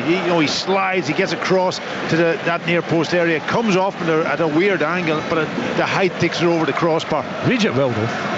Yep. Here's Bernardo, left hand side, corner kick into the edge of the box. Liam Scales rises but knocks his header way over the top, and so with just over a minute of extra time played, it's still Aberdeen 1, Celtic 1. Quite an occasion this has been, and it's far from over yet. No, listen, what we wanted was a competitive match too, didn't we? You know, we have that now. You know, there's 2 goals in it. Yes, there were lucky goals for both sides, but there was chances also in that closing period, and a lot of action, a lot of excitement, I could say, and that's what we want in a cup final. Celtic have still got 3 subs they can make actually. Aberdeen just the one, I think. Yeah, just that additional one they get, having made 5 in the 90 minutes. Here's Polvara, right hand side. Looks like Tobers is getting ready to come on actually. He's still got a bib on, but he's otherwise fully stripped, and I wouldn't be surprised if it was Milne who's in possession here who would be replaced, because he looks absolutely out on his feet. Here's Morris though, right hand side, up to the Celtic penalty area, just behind the bag, might come for Jensen. Good challenge in the edge of the box from Bernardo, who himself is feeling his hamstring. Now it's Forrest become very stretched. That's a really cynical foul there in the middle of the park from Palaversa, and a yellow card rightly sent in his direction as he took down James Forrest to stop that attack. Yeah, cynical from Celtic's perspective, and also a good foul from Aberdeen's perspective, because Forrest was away, he was driving through the middle. And I'm worried for Bernardo. You know, he hasn't played many games, he's into extra time, he gave away those couple of balls, and that's down, probably maybe more down to decision making and tiredness. You know, decision making is affected from tiredness. I'm not sure, maybe Sloop could go in the middle of the pitch for them. He's played there before under Brendan Rodgers with Leicester, so he could be one that they could come on if he starts really struggling. He was stretching there a little bit just a minute or 2 ago. On comes Tobers, as I mentioned, for Jack Milne. And Celtic get the game going once more. It's Johnston out to the right hand side to Forrest. 3.5 minutes of extra time played, still one apiece as it stood at the end of the 90. Scales plays it to Taylor, just about 15 yards inside the Aberdeen half. Aberdeen again just dropping everyone deep. Carter Vickers takes a wee bit of a chance there against the bag, but he gets the pass off to McGregor, and now it's Forrest. He tries to play it forward left footed, but too much on it for the run of Johnston. Tober sees it behind. It will be a goal kick to Aberdeen. What's the game plan now for Aberdeen, Willie? Do they try and continue playing as they did for the most part in that second half, which clearly got them greatest joy, or do they try and absorb a bit of pressuring and give themselves a wee bit of a breather? No, I think they continue to play the way that they've played since the changes have been made. James Forrest is down, by the way, over on the far side, needing a little bit of attention. We'll keep an eye on that one. But no, they've got the two strikers up front, two strong physical runners as well that can cause defences problems. They've got Morris, who we know he's got pace to burn, and if you get him 1v1 with anyone, with any fullback in the country, then he's going to beat them. He's going to take them for pace. So I don't think you can do much with Shane Morris other than hope that he can get on the ball from an Aberdeen point of view and cause problems down this right hand side. And I think the shape will stay the same, and as long as there's still one, has all the substitutes Aberdeen have used all theirs now. They're all used now, so I think they just stay the same way. I can't see them, Jimmy Killeen, getting on a message on that they're going to drop back and play the low block. I think it's just going to be that second half performance type where there's still five, but midfield players and two up top, and gaps in between them a little bit larger than what it was in the first half. Well, that's a real shame for James Forrest. His cup final is over almost before it began, and he's been replaced by Johnny Kenny for the bulk of extra time. The young Irish forward who got his first Don's goal on his first start up at Pittodrie just a week or so ago, and he's on now to try and grab his side what might well prove to be a winning goal in this cup final. Yeah, Maeda's moved back out to the left side, and obviously Yang's still on the right, so it's just the same shape, just a change of personnel.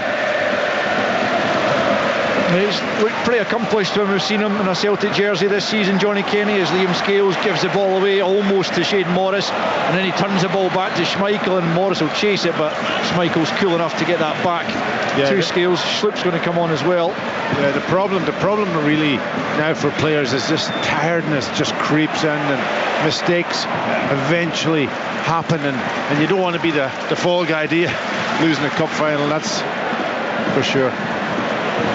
Celtic come forward down the right hand side. Here's Yang in the angle of the box, plays it into Kenny. He's well challenged, but it comes back to the edge of the box there for McCowan, who just took the snapshot, really instinctive effort, but straight down the throat of Mitov, and Aberdeen survive that particular attack. 96.5 played as Jeffrey Sloop prepares to come on. I wonder if that's just a straight swap for Greg Taylor, as it's launched over the halfway line by Mitov. The bag helps it forward. Scales beats Gay to it. The bag nods it down once more. Gay helps out to this right hand side. Morris nods it down. Jensen's got a good touch now for Gay. Gay about 25 yards from goal. Carter Vickers steps in. Don't think it was going to reach the bag anyway, but Celtic get it clear, but it's going to come back at them here. Morris just outside the box on the angle. Maida coming back to try and help out Bernardo. Still it's Morris down almost at the corner flag. Can he get the cross in? He's going to try and buy a corner, but he tried to play it off Maida, and Maida let it through his legs, and McGregor picks up instead, and Celtic can come away with possession. Johnston infield to the edge of the box to Carter Vickers, and now McCowan back out to the right for Johnston. 7.5 played in extra time, still one apiece as Yang tried to play that into Kenny, but the two were on a different wavelength there. Polvara's ball forward won't find Gay either. A little bit untidy just at the moment. Players left, right and centre are stretching off, trying to keep themselves supple for the closing stages, as Schlupp still waits to enter the fray. Scales has it just inside the Aberdeen half, plays it into his captain Callum McGregor. McGregor forward to McCowan. McCowan goes back the way to Scales. Scales bringing it forward, 20 yards or thereabouts into the Aberdeen half he comes. Just nudges it to his right to McGregor. McGregor then finds Johnston about 25 from goal. Out to the right hand side to Yang. Yang, as the sun threatens to come through the clouds here at Hampden, is a poor ball from Yang straight out of play, and it's going to be a goal kick to Aberdeen. They've played almost 9 minutes of extra time here, and it's still Aberdeen 1, Celtic 1. Yeah, and the sun's breaking out at Hampden, Willie. Sloop's going to come on in midfield by the looks of it for Bernardo. Yeah, I thought that might happen. He can play in there. You know, he's done it effectively before. He's strong, he's physical. He can play, he can get on the ball. And whether I think he is going in there, as Greg Taylor is going in there, and he's going to go into left back. Yeah, well, Greg Taylor effectively plays in midfield for much of the time anyway, so he should be able to adapt to that pretty comfortably. But Bernardo makes way for Jeffrey Sloop, man on loan from Crystal Palace, who of course won the FA Cup for the first time in their history this season. Here comes Celtic bursting forward. It's McCowan helping it on to Kenny. Kenny will chase that, and he's kept it in over on the far side. Good energy from the substitute to do that. Just over 5 minutes left in this first period of extra time. One each it stands between Aberdeen and Celtic. It's been a really riveting cup final this. Aberdeen making it a good contest in the second half and getting the goal to take it into this extra period as Scales plays it square to Carter Vickers, and now it's Johnston out to the right hand side to Yang, up against McKenzie. Infield he comes, away from the bag as well, finds Callum McGregor, 25 from goal. He's going to try and curl it. It's just off target from the Celtic captain. He puts his head in his hands, which suggests it was pretty close. He's been a menace from that kind of range all season. Not that time though. Yeah, he just turned and hit it. He didn't really have time maybe to weigh it up to see, get accuracy, but it was a good effort. But well, you mentioned already, Yang picks the ball up on the right hand side, and the midfielder runs into the space that he could be going and taking on, tired full-backs, wing-backs, and he cuts inside, and he never gets a chance to go to the line. Yeah, I think it happens with both teams, where a midfield player will go and occupy the space that the wide player wants to take on the full-back, and I don't see why they do it. If you can isolate and have a 1v1 situation, and you've got a player that's got pace like Yang, then allow him to go and take on that wing back or full back. Yeah, and you can do it, but not all the time. And that's what they're doing. Celtic, they're kind of Ingles would do it. Obviously Johnson does it as an underlapping full back. Obviously McCowan is doing it now in that position, and let him go 1v1, and then the next time he can make that run if it's not happening for him. Palaversa was the latest player to be treated for cramp there, but he's back up, and Aberdeen take the throw-in over on the far side, and it's back with Mitov just outside his penalty area. It's a good game, Mitov, when called upon. Not much he could have done about the goal. He's sent it all the way through to his opposite number, Kasper Schmeichel, there with about 3 minutes left in the first period of extra time. It's Carter Vickers out to Johnston on the halfway line on the right hand side, bringing it forward out to Yang, hugging the touchline. Back it goes to Carter Vickers. No real big chances, you'd have to say, so far in extra time. Scales plays it into Taylor there. Taylor gets it back from McGregor. Into Sloop it goes. Sloop back out to Taylor, left hand side. Good challenge from Morris though to knock it out of play. It will be a Celtic throw in, about 25 yards from the corner flag as they come down the left hand side, and Sloop's taking it into Taylor and got it back then to Scales. Scales plays it square to Carter Vickers, midway inside the Aberdeen half, up to Kenny. Kenny lays it off for McGregor. Now it's Taylor out to Sloop, just inside the box, left hand side, slips it back for Taylor. Taylor tries to squeeze it across the box. It's Polvara, beg your pardon, who's in the way at the near post. It's behind for a corner, Celtic corner. 13 minutes of extra time played, still 1-0. Yeah, I think from a Celtic point of view, good sharp build up there, intricate passing, but with intent to get to the byline and winning that corner. And from an Aberdeen point of view, it's just about concentration. You've got to make sure that you're on your toes, concentrating and making sure that you're picking up men in that box. McCowan with the outswinger here then, left-footed, left-hand side, and it comes, it's over Scales, who's going to break to. It's hacked away by Polvara, and McGregor will pick up left-hand side. Knocks it back to Johnston. A couple of minutes remaining in this first half of extra time. 1-1 at Hampden in the Scottish Cup final. As McCowan plays it back to Scales. If Celtic are to lift the treble, it'll be a hard-fought way to do it. That's what it should be in a cup final. you have to earn it. There's no easy games. Sloop gets it back to Scales, midway inside the Aberdeen half. Aberdeen with everyone behind the ball once again. The back comes across and tries to close down McGregor. McGregor still has it, middle of the park. Out to Maida it comes. A minute left in the first half of extra time. Maida plays it back the way to Scales. Scales for Carter Vickers, closed down by DeBag, but gets the pass off to Johnston. Johnston on to McCowan, a little slip there, tries to get the pass forward. Knuster in the way though, and he'll come forward on that left hand side, tries to bundle his way past Luke McCowan, goes down, gets himself a free kick. It's a bit debatable from this distance, but Aberdeen get the decision right on the touchline left hand side. 30 seconds left in this first half. Still Aberdeen 1, Celtic 1. I would say he was hoping for that. Knuster and McCowan getting a little bit closer to him, and the legs going and just getting the free kick at this stage of the game. Absolutely the right thing to do. It's Knuster himself who takes a free kick up to the edge of the box. Scales gets his head to it, helped on by Taylor. Comes to Yang. Yang plays it forward, but first in there was Tobers. Johnston helps it forward. Celtic pick up on the right hand side. Have they got time to mount one final attack? It's McCowan right hand side, plays it forward for Yang. There's 2 minutes of added on time, so yes, they do have time to try and get it forward. It's going to go out for a throw in to Celtic, about 15 yards from the corner flag right hand side.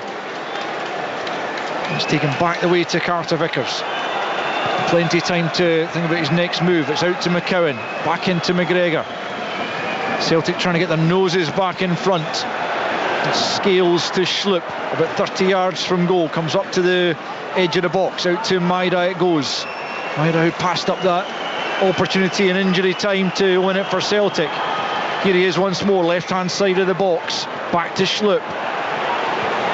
And now Scales, closed down by Gabe. He steps away deftly from him. Now Morris comes out to meet him, and Scales can't get it beyond him. It's off Morris for a throw in. We've got a minute left of added on time in first half of extra time, and the score is as it was at the end of the 90 minutes. Aberdeen 1, Celtic 1. But here comes Celtic again. It's Yang, down the right it goes for McCowan. Knuster comes across on the cover, just trying to see it out. McCowan claims it should be a corner, but Knuster gets the decision, and it's a goal kick to Aberdeen, and it's still Aberdeen 1, Celtic 1. That's that same run again, obviously Johnson, but Knuster, reading it, getting there, blocking him off, and just struggled a little bit.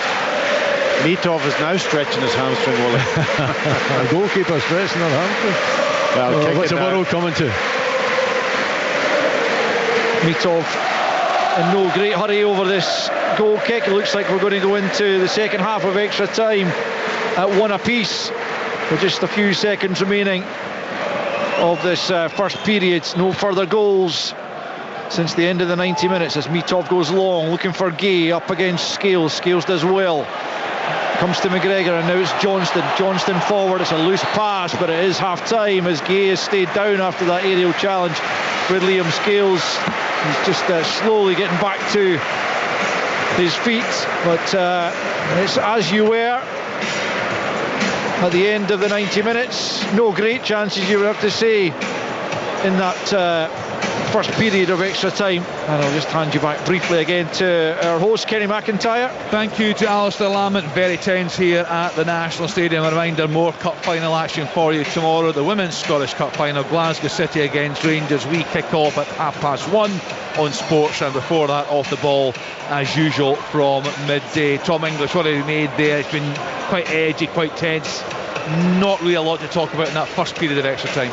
No, it's incredible nervousness out there from both sides. Misplaced passes. Again, McCowan had a shot straight at Mitov. McGregor fired one over. Celtic are the ones again on the front foot, but their quality isn't good enough. Their quality isn't good enough to break through what has been an astonishingly resolute Aberdeen defence. They're covering the ground. They're getting back into position so quickly. They're putting their bodies in the way. Anytime Celtic get it, there's normally 3 and 4 Aberdeen men around them. So their work rate is, I mean, it's world-class work rate. The game isn't world-class, far from it. But Aberdeen are defying all the doubters here with their just mental toughness. You know, I mean, these guys had the mental resolve of a blancmange for half the season, and now look at them. I mean, they look like a serious team in terms of that grit and determination. You know, you speak of the tension. We've got a lot of Celtic fans around us here. I think they're all looking very tense and nervous over here, seated here in the gantry. It's been a really fascinating, certainly since half time. That second half was, at the end, as Tom said, it was absolutely bonkers. It was end to end. It was terrific stuff. Aberdeen got the equaliser thanks to that horrendous mistake from Kasper Schmeichel. Not much to talk about in the first period of extra time. 15 minutes to go here at the National Stadium. We could have a penalty shootout. So stay tuned for all the action right here from the National Stadium and Sports Sound. It's the Scottish Cup final. Back to Alistair Lamont. Thanks, Kenny. Aberdeen will get us off and running again. Although how much running will actually be done in this second period of extra time is questionable. The players, especially those who started the game, of course, have really been running on empty for a period. Might well come down to that fitness in the end.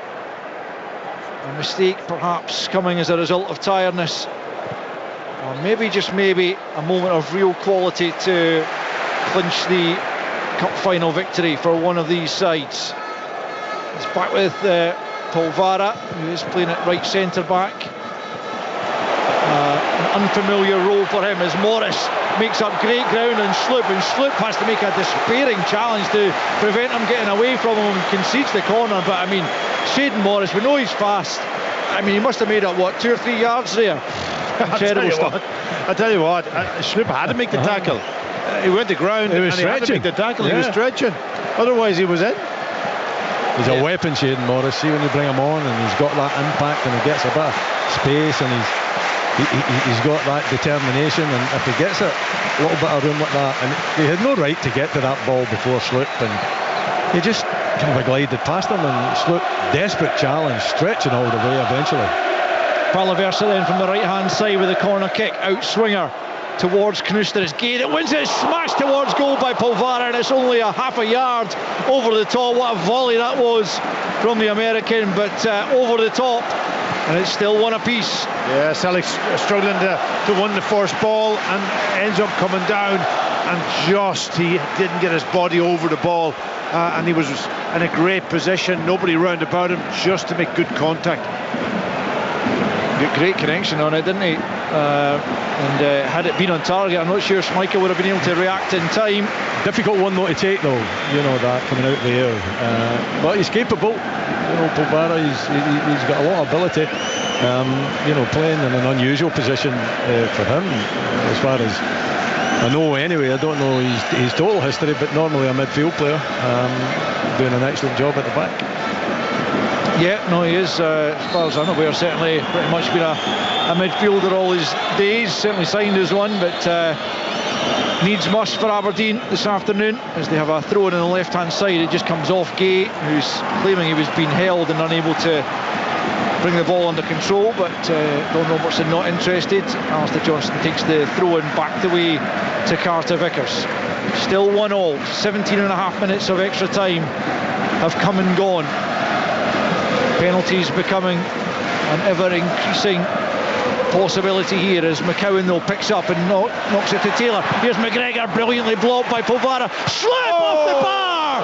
What an effort from Jeffrey Sloop, still in play. Yang knows it back into the danger area and knocked away by Tobers in there, but Jeffrey Sloop, what an effort off the top of the crossbar. Yeah, first and foremost it was McGregor getting into that position we know that he loves getting into, and it was a brilliant block. Comes back to Sloop then and he just hits it first time, and I'm thinking this could be either on target or miles over the crossbar, and he got it perfectly, and it just comes off the crossbar. Great effort.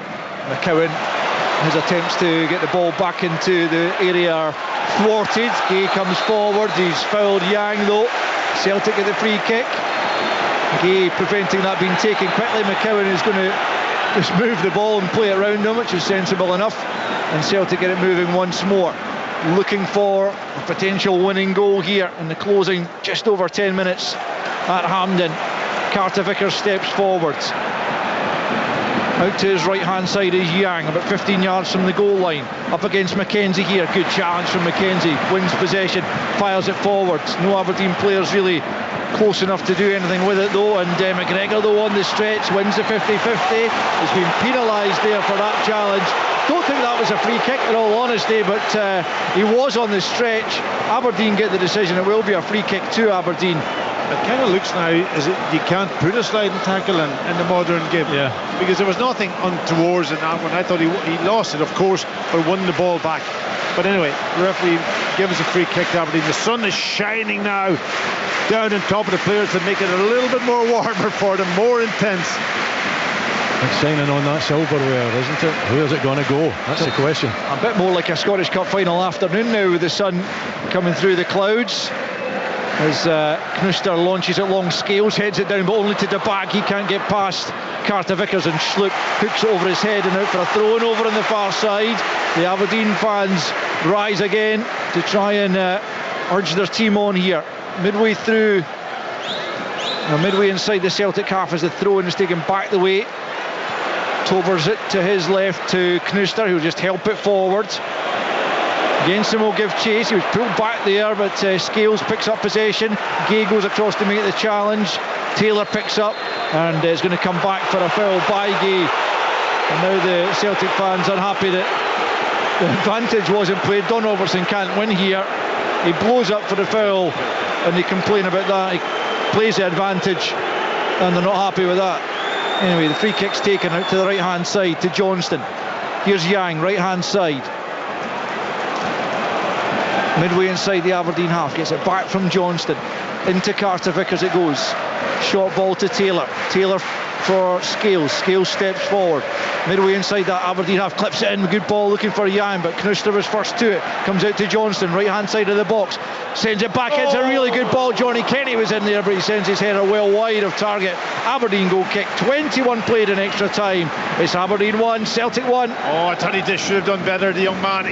He's got into a great position. He was up high, just didn't hold his body in a position that he could get that header on target. I'm just looking at it here, back on the replay. It's a good cross in.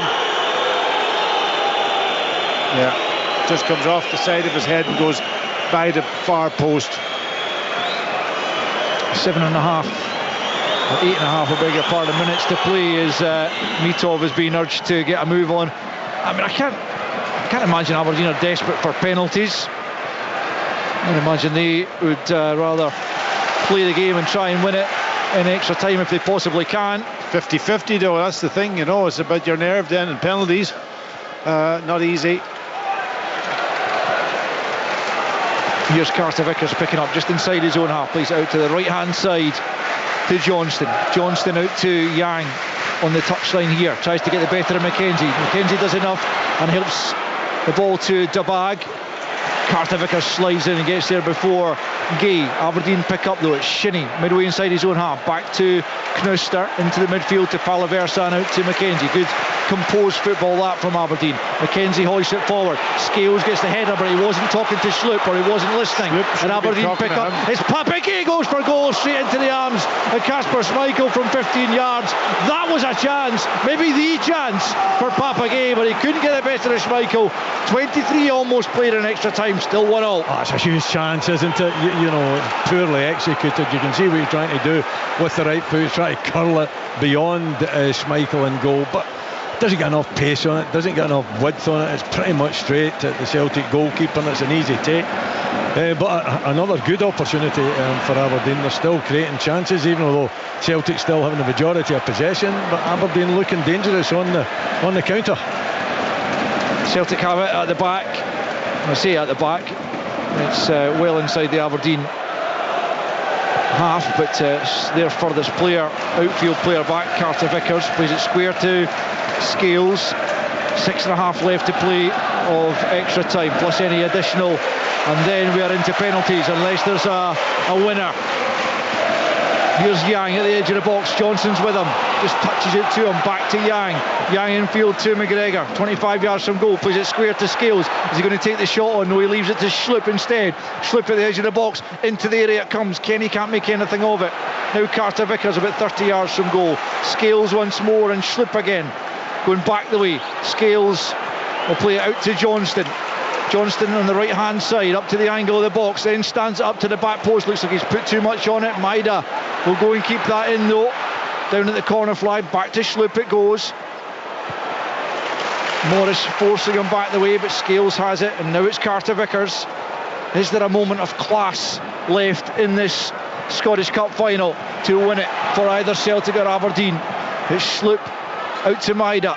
Maida with 33 goals for the season, scored in every single round of this competition so far. 7 to his name all told in the Scottish Cup. Will he have the last say? There's Johnston now out to the right hand side for Yang on the angle of the box once more, plays it short to McCowan. McCowan left footed back to Callum McGregor, infield for Scales. Celtic trying to work the opening. It's Schlupp, lifts it back into the area. It's Knuster going up to win that one. Aberdeen looking for a free kick, it's not forthcoming. Yang was waiting on that being given as well. Mackenzie's first to it, knocks it out of play. Celtic throwing is the decision.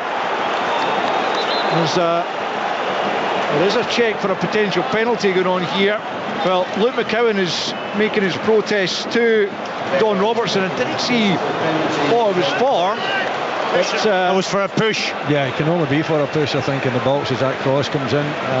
We'll might get an opportunity to see it. I don't see anything.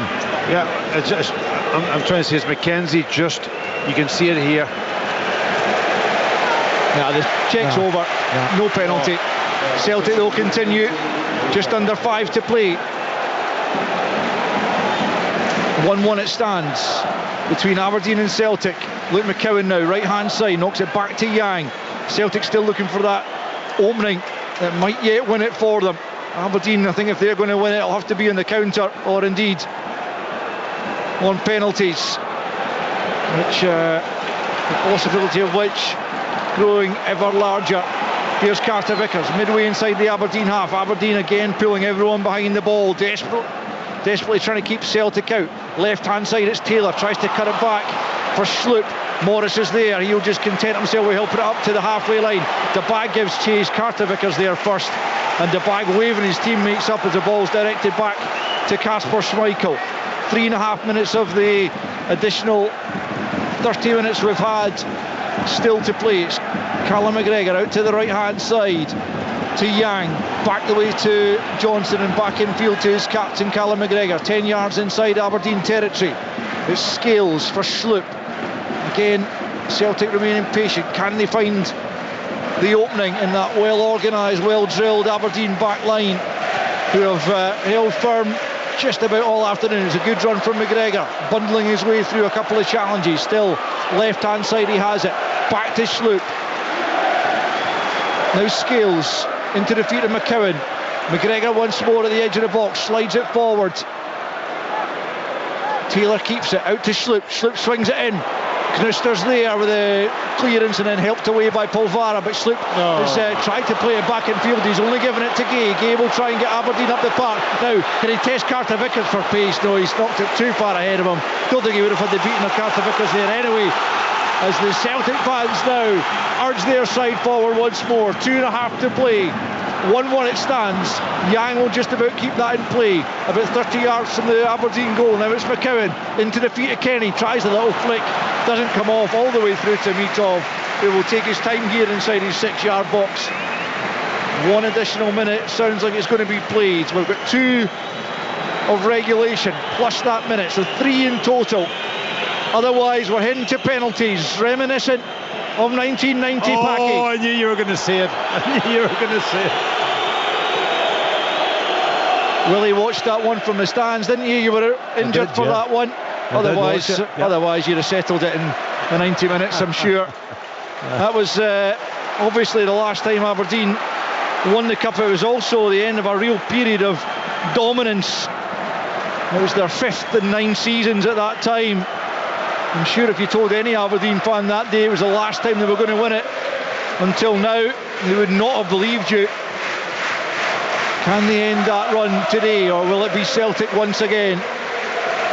By far and away the record holders in terms of Scottish Cup triumphs. So here they are coming forward through Yang. Yang's just put too much on that. Gay hasn't managed to win possession, and now it's Taylor picking up on the right hand side, plays it to Yang. This is a chance.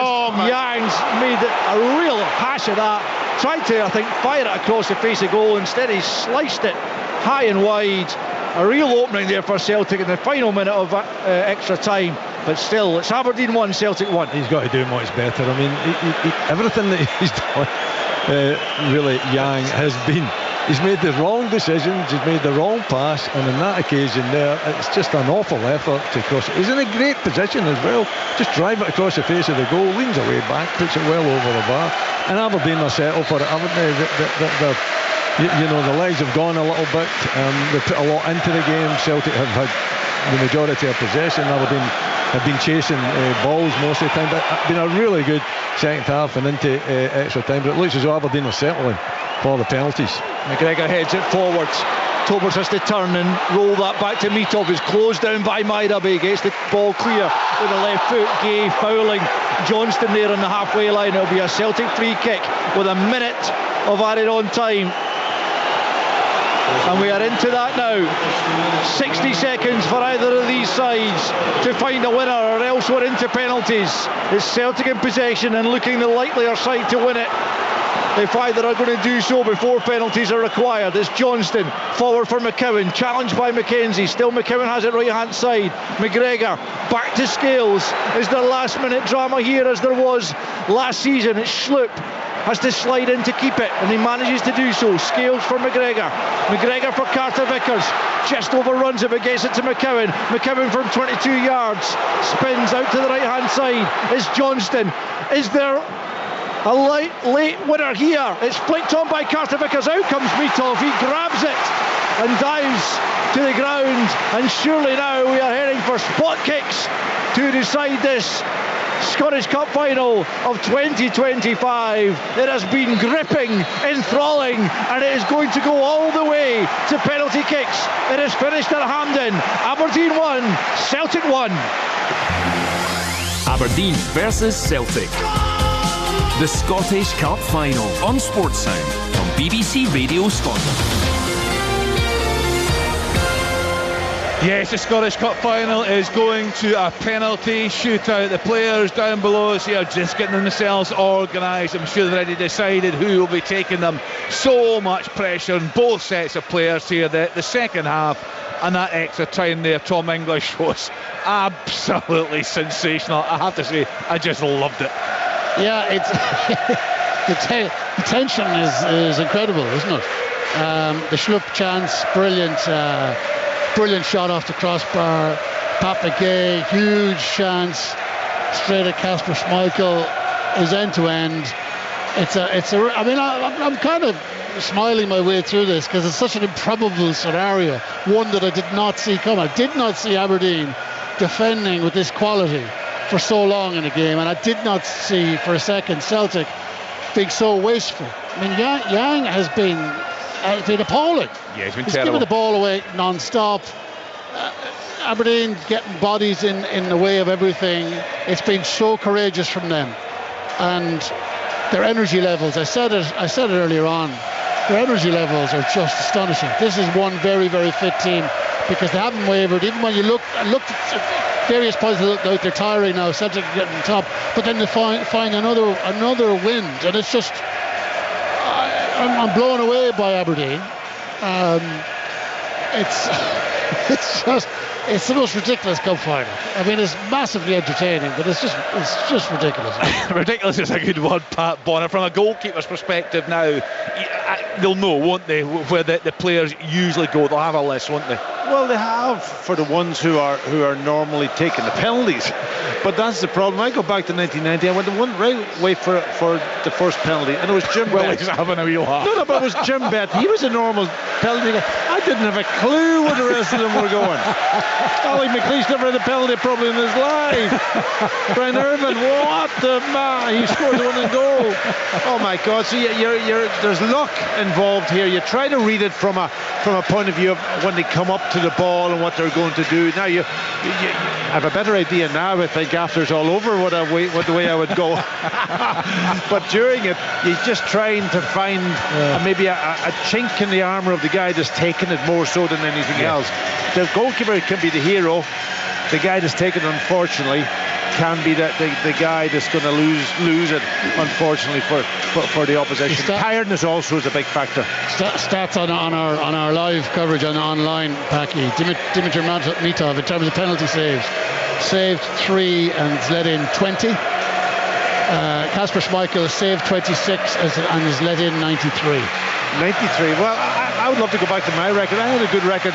Not in penalty shootouts, but during games. That's not about you. During games. It's not about you today, Pat. In all fairness, Packy, it's not about you anymore. Well, it's not about me. It's not about me. Well, I'm thinking of both these managers here today. Brendan Rodgers looks at history, the first Celtic manager to get 3 trebles. And for Jimmy Tulleen, he writes himself into the history books here today. He does, yeah. As Aberdeen's little bit of history, it's been so long since they've lifted the trophy as well. And what it does, Kenny, and I said this to Jimmy in my magnificent interview that you've seen. Don't you laugh? That was great. It was very good. And I said that to him. I says, you and the chairman have got long-term plans. Long-term plans in football are difficult.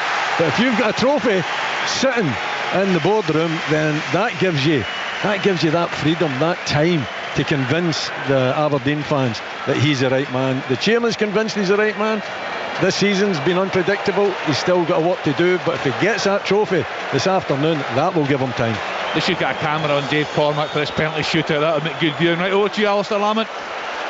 Thanks, Kenny. The penalties will be taken at the Celtic end, and Callum McGregor, who clearly won that coin toss, is going to take the first penalty.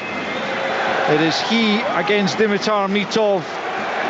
Callum McGregor taking the responsibility on of that first penalty, and the Aberdeen fans from a distance try and influence this, as the Celtic fans at this end and to our right hand side try to suck this ball into the net.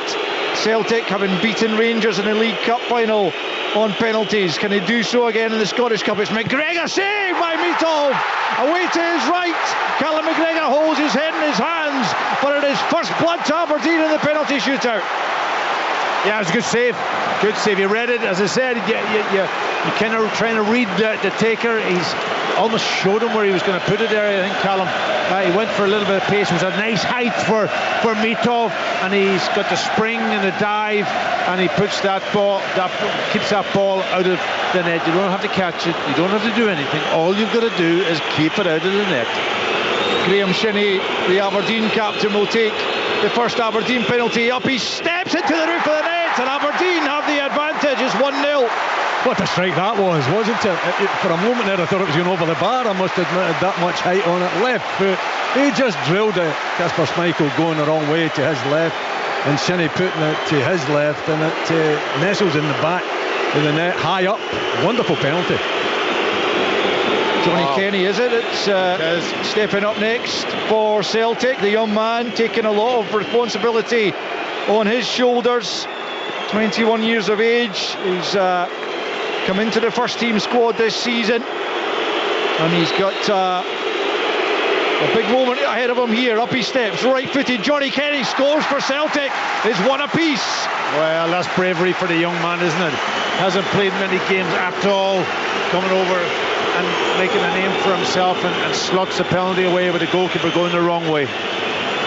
Dante Polvara, another substitute. I noticed Kasper Schmeichel was doing this in the League Cup final penalty shootout as well, just coming off his line, just trying to slow things down, a little bit of gamesmanship.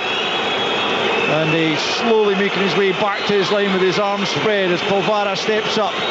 Another right footer. Polvara slots it in. Sends Schmeichel the wrong way. It's 2-1 Aberdeen.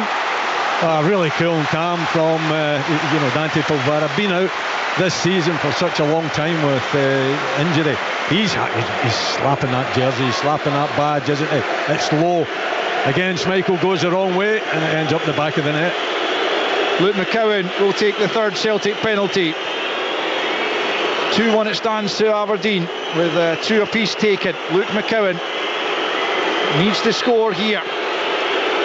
Left-footed, Luke McCowan into the back of the net it goes, and 2-2 it stands as Luke McCowan sends Mitov the wrong way. Yeah, it's amazing. All the penalties to score so far, the goalkeeper's gone the right way, or the wrong way, sorry. And the one that he saved, he goes the right way. But he just waited there just for the goalkeeper to slightly commit, maybe a second too early, and then just slots it into the corner. Up steps Ori Dabag, whose goal brought Aberdeen here. The semi-final extra time victory clinched by the Palestinian. And he has a chance now to put Aberdeen 3-2 in front. As up he steps, left-footed into the top corner. Another brilliant penalty from Dabag, and Aberdeen continue with the advantage. Sensational, absolutely sensational. The left foot strike, very similar to Graham Shinney's. He puts it high into the roof of the net. He's given Schmeichel no chance whatsoever. It's always one of them, you open up your foot and you just hope that the net shakes, that it hasn't gone a little bit too high, but it's up top corner and goalkeeper's no chance. Daisen Maeda, Celtic's top man over the course of the season, player of the year in Scotland against Dimitar Mitov. Oh, he's managed to smash it through the goalkeeper, who got a big hand to it but couldn't keep it out, and it is 3-3. Oh my word, that was one where the goalkeeper, I think, probably look back on it. If it doesn't go their way, he should have saved it, because he went for power. He's gone the right way and it's almost gone through his hands. When I look at it, it's amazing. He makes absolutely gets 2 hands to it, and he can almost parries it into the side netting. He's palmed it in, isn't he? I mean, it's right at him. I think he's dived, and he's actually dived too much, and he's trying to adjust his hands to get back in close to his chest, and he's just deflected into the back of the net. Ante Palaversa to put Aberdeen back in front in the shootout. The Croatian midfielder. Up he steps and scores, and it's another fabulous penalty into that same top corner. Aberdeen 4-3 up with a penalty apiece still to take, and Alistair Johnston absolutely has to score this. What a good penalty, Willie. Oh, sensational, Becky, absolutely sensational. It's the same side as the previous two that were hit high into the bag and Graham Shinney and Palaversa, cool and calm, and he just whips it, takes a shot, little run up with the right foot, whips it into that top corner. Fantastic. Alistair Johnston with a massive moment here for Celtic. If he misses, Aberdeen are cup holders, cup winners. Here he is, Alistair Johnston is saved! Aberdeen have won the Scottish Cup. That is sensational. 35 years of hurt are at an end. Aberdeen have done it. They have stopped the treble. Celtic cannot believe it. Alistair Johnston denied. Dimitar Mitov is the hero. What an afternoon. What an occasion. Aberdeen, after 35 years, are Scottish Cup winners once again. Just sensational. Well, what a good save. Although it wasn't the best penalty to finish up, you can see the nerves, you can see the pressure on Alistair Johnston, but Mitov comes up with the 2 big saves in the game. Wally, it's all yours. It's brilliant goalkeeping, isn't it, from him? Listen, he's got a huge stretch, Mitov. He's a tall figure, and if he guesses the right way and you're hitting it low, then it's going to be really difficult, for that to end up in the back of the net. He has been the hero. He is the hero. There's no doubt about that. But the penalty kicks from Aberdeen were quite sensational. 3 of them were out of this world. So, listen, the doubters were all out there. But I'll tell you what a magnificent afternoon for my old club. I'm looking at, I know Willie Miller is a tough man. He's a legend. He's seen everything. But I'm studying his face to see if there's a tear in the eye. Willie, how are you feeling? How are you feeling? I'm a little bit unsettled, I would say, right now, Tom, to be perfectly honest. A little bit unsettled. But fantastic for the club, fantastic for Jimmy Tillene, fantastic for Dave Cormack, and wonderful for these fans that are down here celebrating. Just celebrate, stay in the stand and celebrate. Allow the Aberdeen players to enjoy this moment. This is something special, 35 years in the making. It's quite incredible. The underdogs, total underdogs, nobody, including their dogs, gave Aberdeen a chance of lifting this trophy. Maybe apart from me. You did. And they've done it. You absolutely did, Bill. You felt before the game, you felt they had a big chance today. Let's get down pitch side now. Tyrone Smith, who have you got?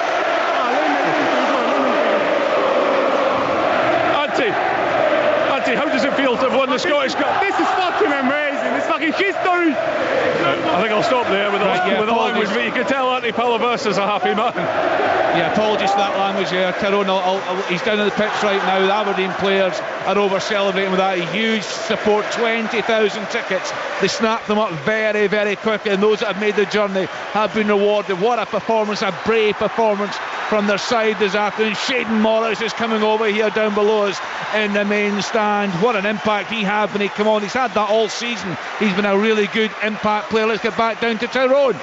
I'm joined now by a very happy Jack Milne. Jack, just sum up your feelings. I can't.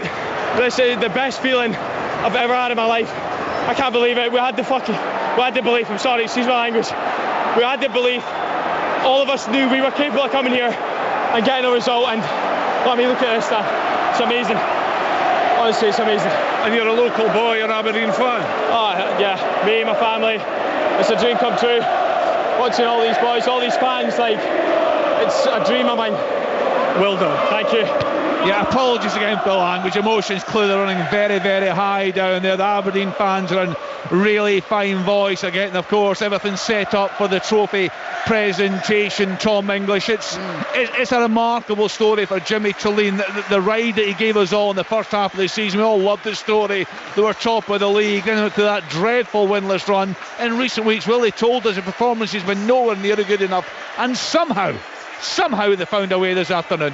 Yeah, it's just an astonishing story for Jimmy Tillene, for Aberdeen. Nobody, bar Willie Miller, gave him a chance. I think a lot of their own fans were coming down here with a bit of fatalism. They were travelling with not a lot of hope, not a lot of expectation, because of what Celtic have done to them. Right, back down to the pitch, Tyrone Smith. Yeah, I'm joined by Dante Polvara. Dante, just sum up your feelings. Honestly, I've been here 4 seasons. We've been through a lot. I think obviously second half of the season didn't go how we wanted, and the whole time I've been here, I just wanted to give the fans something to contribute in this occasion. Honestly, I never would have imagined. I try to believe. I know it's a 1% chance, but I mean, look at this. It's amazing. The sport today was amazing. You say you've been here 4 seasons, you've been through a lot of managers, a lot of ups and downs. Does that make this even sweeter for you? Yeah, I mean, I think it's 6 managers, been on loan, come back, tore my hamstring, did it again. Just try and keep pushing and be available. All I wanted was the team to have some success. I missed out on our 3rd place run because I was on loan, so, I mean, this is miles better. And listen to those fans. Huh? Listen to those fans. Oh, they're unbelievable. I mean, today they were unbelievable. This is the best I've seen them. And thank God they're all here. Yeah. Well done today. Thank you. Yeah, well done to everyone connected with Aberdeen Football Club. Dave Cormack, I think, is that him down the pitch side at the moment? I spoke to him a couple of times this week. Tom English, the start of the week, he wasn't too confident, I have to say. I spoke to him this morning and he was buzzing. He just had a wee feeling. He promised us, if they did the business today, he would join us up here on the gantry. I see him down there at the moment, but what an incredible story. I think he's going to float right up here. I don't think he's going to need the stairs. It's amazing for him. I'm actually delighted for him because he's invested an awful lot of money and an awful lot of his heart and soul into the club. It's not just hard cash. This guy is a massive Aberdeen fan, as we all know. And this is an enormous moment for him. I'd say he will be in bits right now. He's been in bits before, but for bad reasons. Today, when managers having to sack manager, today is just an awesome moment for him, for his manager, for their players and for those fans who are just astonishing. Like, this is one of the great Scottish Cup final shocks. It's an astonishing achievement by Aberdeen, given what Celtic have done to them in recent weeks and recent months, to come around and show the resilience that they had, the defensive brilliance that they had, to overcome all of those odds and to come through the penalty shootout. It's one of the great days in the history of this club. Yeah, he's down there with Alan Burrows, just down in the technical area down below us here. Willie Miller. Willie's just having a wee chat at the moment. Willie, can you just tell us how you're feeling right now? Well, I think it's about the fans, isn't it? I think it's about the Aberdeen fans. It's about the players as well. It's their moment, Kenny. You know, it's the players' moment. Nobody gave them a Scooby of being able to beat Celtic, and I can understand why. I've sat and I've watched the 6-0 and the 5-1 and the 5-1, but I've also watched the 2-2 at Celtic Park, and Jimmy Tillane, changing it at half-time again in the second half here, changing it. Okay, maybe not the formation, but the intent and the gap between the back and the front two, and putting on strong strikers as well. Yes, you've got to ride your luck, but you've got to do that against Celtic because they're a magnificent outfit. And that's what Aberdeen did, but they had the good fortune, and the second half of ordinary time was brilliant. I really enjoyed the second half ordinary time. Let's get back down pitch side. Leighton Clarkson, you've got him now, Tyrone. Yeah, Leighton, just sum up how you're feeling. Oh, absolutely incredible. No one believed in us. We always had that hope, that bit of faith that we could come here and do it. We've done the plan to a T. We sat in, we frustrated them. They scored a set piece, which we're disappointed about, but none of that cares anymore. We come into this game believing, and we've done it. And I can't believe it. How big a motivation was that? Because the boys came down here with just about everyone, certainly outside the dressing room, writing you off. No, exactly. This squad's been together from the very start, through the great start we had to, the downfall, and then when we're coming back. So, listen, we've done it together. Everyone was unbelievable, and we're just so happy to give this not only to ourselves but to the fans as well. I mean, could hear him throughout the whole game, supported us to the hilt, and yeah, that's the best we could have given. And this is what it's all about, isn't it? Yeah, exactly. This is why we play football, and I've been handing a few times now, and been on the wrong end of some matches, but I'm so happy that I could come here today, and together as Aberdeen we could lift the cup. Yeah, well done, go and lift that cup. Yeah, he's a quality player, Leighton Clarkson. Just seen Jimmy Tillane there. He was congratulating Dave Cormack. Dave Cormack now congratulating Mitov there. He's been very, very solid, you'd have to say, for the Dons. Of course, he was out for a spell, injured. But what struck me, Pat, was the quality of the penalties from Aberdeen. Brilliant penalties, absolutely brilliant. Top corner, 3 of them up in the top corner, right-hand corner from players you probably wouldn't expect to hit them so well. Brilliant, we're absolutely brilliant. And then of course Celtic's, I think the last penalty was a really tired penalty from Johnson. Callum McGregor's was well struck, but it was a good height for the goalkeeper. The goalkeeper obviously makes the big saves. He could have made 3 saves. He had the 2 saves, and then the one that went through him. we were looking at it and saying, oh my word. And that could have been the end of things for Celtic. But listen, Aberdeen deserved it from a point of view of the way that they changed their structure, changed the way that they were going to play today. We talked about that tactical adaptability. They did it. They defended their box well when they had to do it. Yes, there wasn't a lot from an attacking point of view in the game. They got their goal. Critical, which is always you have a chance of scoring. They got their goal, and then they hung in there. They had that. It was a decent chance for Papagaya, but not a brilliant chance. Celtic had a big chance with Maeda going through. That was the big one. And the shots off the post and off the crossbar. So they had a better chance than Celtic, probably more control of the game. But it just didn't click for them today. And Aberdeen deserve it. You won a cup, you absolutely deserve it. And Wooly was kidding me on yesterday that they had to leave early in the morning, Sunday morning, to get up for the open top bus parade. I wasn't kidding you on. Yeah. And it's come true for you, Willie. You'll have to leave at 6 in the morning. Willie's driving the bus. Willie, what gave you you were quite confident, I think it's fair to say, before this game today. What gave you that confidence? Well, just now it's not mistaken confidence, but at the time when I was asked if Aberdeen could do it, I thought they could do it because they've got some good quality players. You know, they've got players that can make an impact. They've got Shaden Morris, for instance.